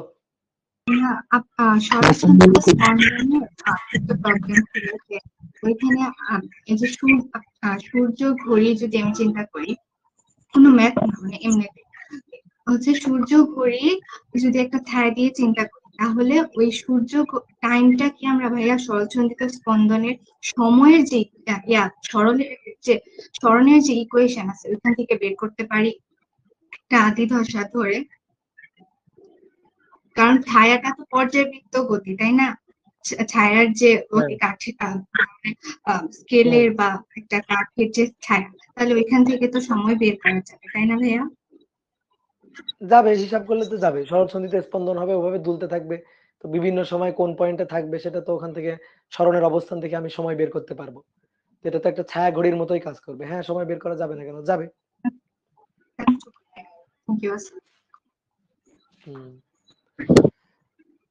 ভাই এই প্রোটন যদি না মেলে, এই প্রোটন যদি না মেলে, এবার তো মিলে গেছে। হ্যাঁ, কিন্তু যদি না মেলে তাহলে কি হবে? না মিললে তো হবে না, না মিললে টিচারের মাথা নষ্ট হয়ে গেছে, বুঝতে পারছো? টিচার এমন ভাবে ম্যাথ সাজাইছে, মেলে নাই, তাহলে হলো? তাহলে তো কোশ্চেনই ঠিক নেই, মিলাইতে হবে তো, এত সুন্দর করে দিতে হবে তো। যদি সুন্দর করে না দেয় তাহলে কি এই যে মানে সুন্দর করে না দিলে টিচারকে ধরবা যে আপনি কেন সুন্দর করে দেন নাই, এই কোশ্চেনে ভুল আছে। মানে দুইটা আননোন, দুইটা ইকুয়েশন কিভাবে বের করব না? বুঝলাম না। মানে হচ্ছে আমার তো ধরেন আলফা আর বিটা দুইটা বের হয়েছে, নির্গত হয়েছে, তাহলে কয়টা হয়েছে তো আমি জানি না, দুইটার পরিমাণ, তাহলে এর পরিমাণ পরে এভাবে দুইটা ইকুয়েশন আসবে, একটা ভরের থেকে আসবে আরেকটা হচ্ছে ইয়ার থেকে আসবে, কি বলে ওই যে প্রোটন সংখ্যা থেকে আসবে, ওইভাবেও তো বের করা যায়। ইকুয়েশন আসবে? এরকম কি ইকুয়েশন আসবে? ইকুয়েশন মেবি আসবে না, একটু দেখো ভালো করে। দেখছি তো ভাই, এভাবেই করছি। বলো নেক্সট। ভাইয়া দাদা এরপরে কোন টপিকটা শুরু করবেন? এ দেখি তোমাদের কার কোথায় বাড়ি শুনি, বলো, একজন পরিচয় দাও, কথা হ্যাঁ, বলার আমি আগে ফেনী পরিচয় থেকে। নাজমুল হাসান, বলো। দাদা শ্রীমঙ্গল থেকে। দাদা কুমিল্লা থেকে। দাদা রাজশাহী দাদা কিশোরগঞ্জ থেকে। দাদা মামা থেকে। দাদা ফেনী থেকে। দাদা যশোর থেকে। দাদা ঠাকুরগাঁ থেকে। বাগেরহাট। কুমিল্লা থেকে। বরিশাল থেকে। আচ্ছা আচ্ছা, ঠিক আছে। টাঙ্গাইল থেকে। ওকে। বাংলাদেশের দাদা ঠাকুরগাঁ থেকে। দাদা বাংলাদেশ থেকে। দাদা নোয়াখালী দাদা থেকে। পৃথিবী দাদা ময়মনসিংহ থেকে। ঘোষপাড়া থেকে। ঘোষপাড়া থেকে কে বলছে? হাসেম। হাসেম কে রে? ঘোষপাড়া থেকে। দাদা আপনার গ্রামের বাড়ি কোথায়? আমার গ্রামের বাড়ি বাগেরহাট। দাদা বাগেরহাট। এরপরে কোন চ্যাপ্টার শুরু করবেন? হ্যাঁ, এরপরে কোন চ্যাপ্টারটা শুরু করবেন দাদা? এরপরে তো আমার ভাগেতে আর একটা চ্যাপ্টারই আছে, সেটা হচ্ছে দাদা ভূত না দাদা কোনটা পড়েন? ভূত আলোক বিজ্ঞানটা পড়েন দাদা। দাদা ভূত আলোক বিজ্ঞানটা পড়েন প্লিজ। জি দাদা। অ্যামেজিং। তোমাদের অপার ভাই তো আমাকে বলছে চলো তোর ওই সেমিকন্ডাক্টর নিতে। না ভাই ওইটা পড়েন, আমাদের শেষই তো সাইকেলটার শেষ সাইকেল হিসেবে ওইটাই দাদা একটু পড়ায় দিন, আপনার ভাষায় বুঝতে পারেন। আচ্ছা দেখি আমি তাহলে অপারের সাথে কথা বলি। যাই হোক, ক্লাস কি বুঝছো? ক্লাস কি বুঝতে পারো? তোমাদের তো জি দাদা। কমেন্ট দেখি আমি। হ্যাঁ? একদম ক্লিয়ার। দাদা আলফা বিটা আর গামা কোণার যে সংকেতটা ওইটা একটু বুঝিয়ে দিন দাদা। আলফা বিটা গামা দাদা ওই যে সংকেতটা বের করছেন ওইটা একটু বুঝিয়ে দিন। আচ্ছা ঠিক আছে, বুঝাই দেব। ভাই আপনার ক্লাস জোস। জি দাদা। পুরো জোস। দাদা ভরহীন বস্তু কি আলোর বেগে চলতে পারে? ভরহীন বস্তু তোমাদের অপার ভাই পড়াচ্ছে না? অপার ভাই গুলো পড়াচ্ছে না? ফুটন টুটন ওই চ্যাপ্টারটা আমি এখন দাদা পড়ানো শেষ। হ্যাঁ, ওটা শেষ হয়ে গেছে। জি জি জি ভাইয়া।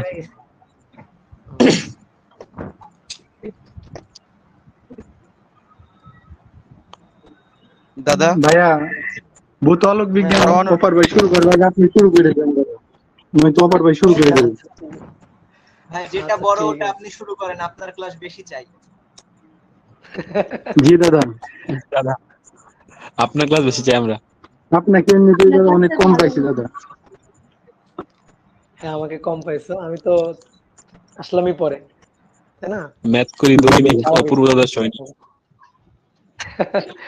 না, আমরা অভিদাতা সৈনিক। না দাদা আপনার Okay, সৈনিক। তাহলে ঠিক আছে, আজকে এখানেই রাখি। হ্যাঁ, আমার আবার কালকে নাকি ম্যারেজ কন্ট্রাক্টর কয়টা ক্লাস লাগবে? দাদা একটা প্রশ্ন ছিল। এই অধ্যায় শেষ করতে আর একটা ক্লাস লাগবে। দাদা একটা প্রশ্ন ছিল। বলো।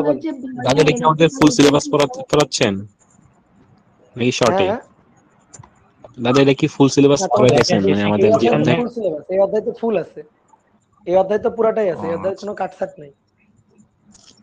দাদা আপনি কি ম্যারিড দাদা?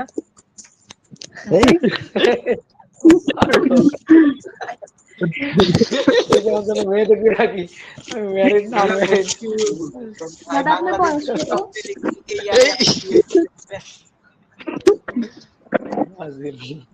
আপনার বয়স কত দাদা? আমার বয়স নাই, আমার বয়স 18। রাখি এখন আর কথা নাই, এদের কাজের কথা।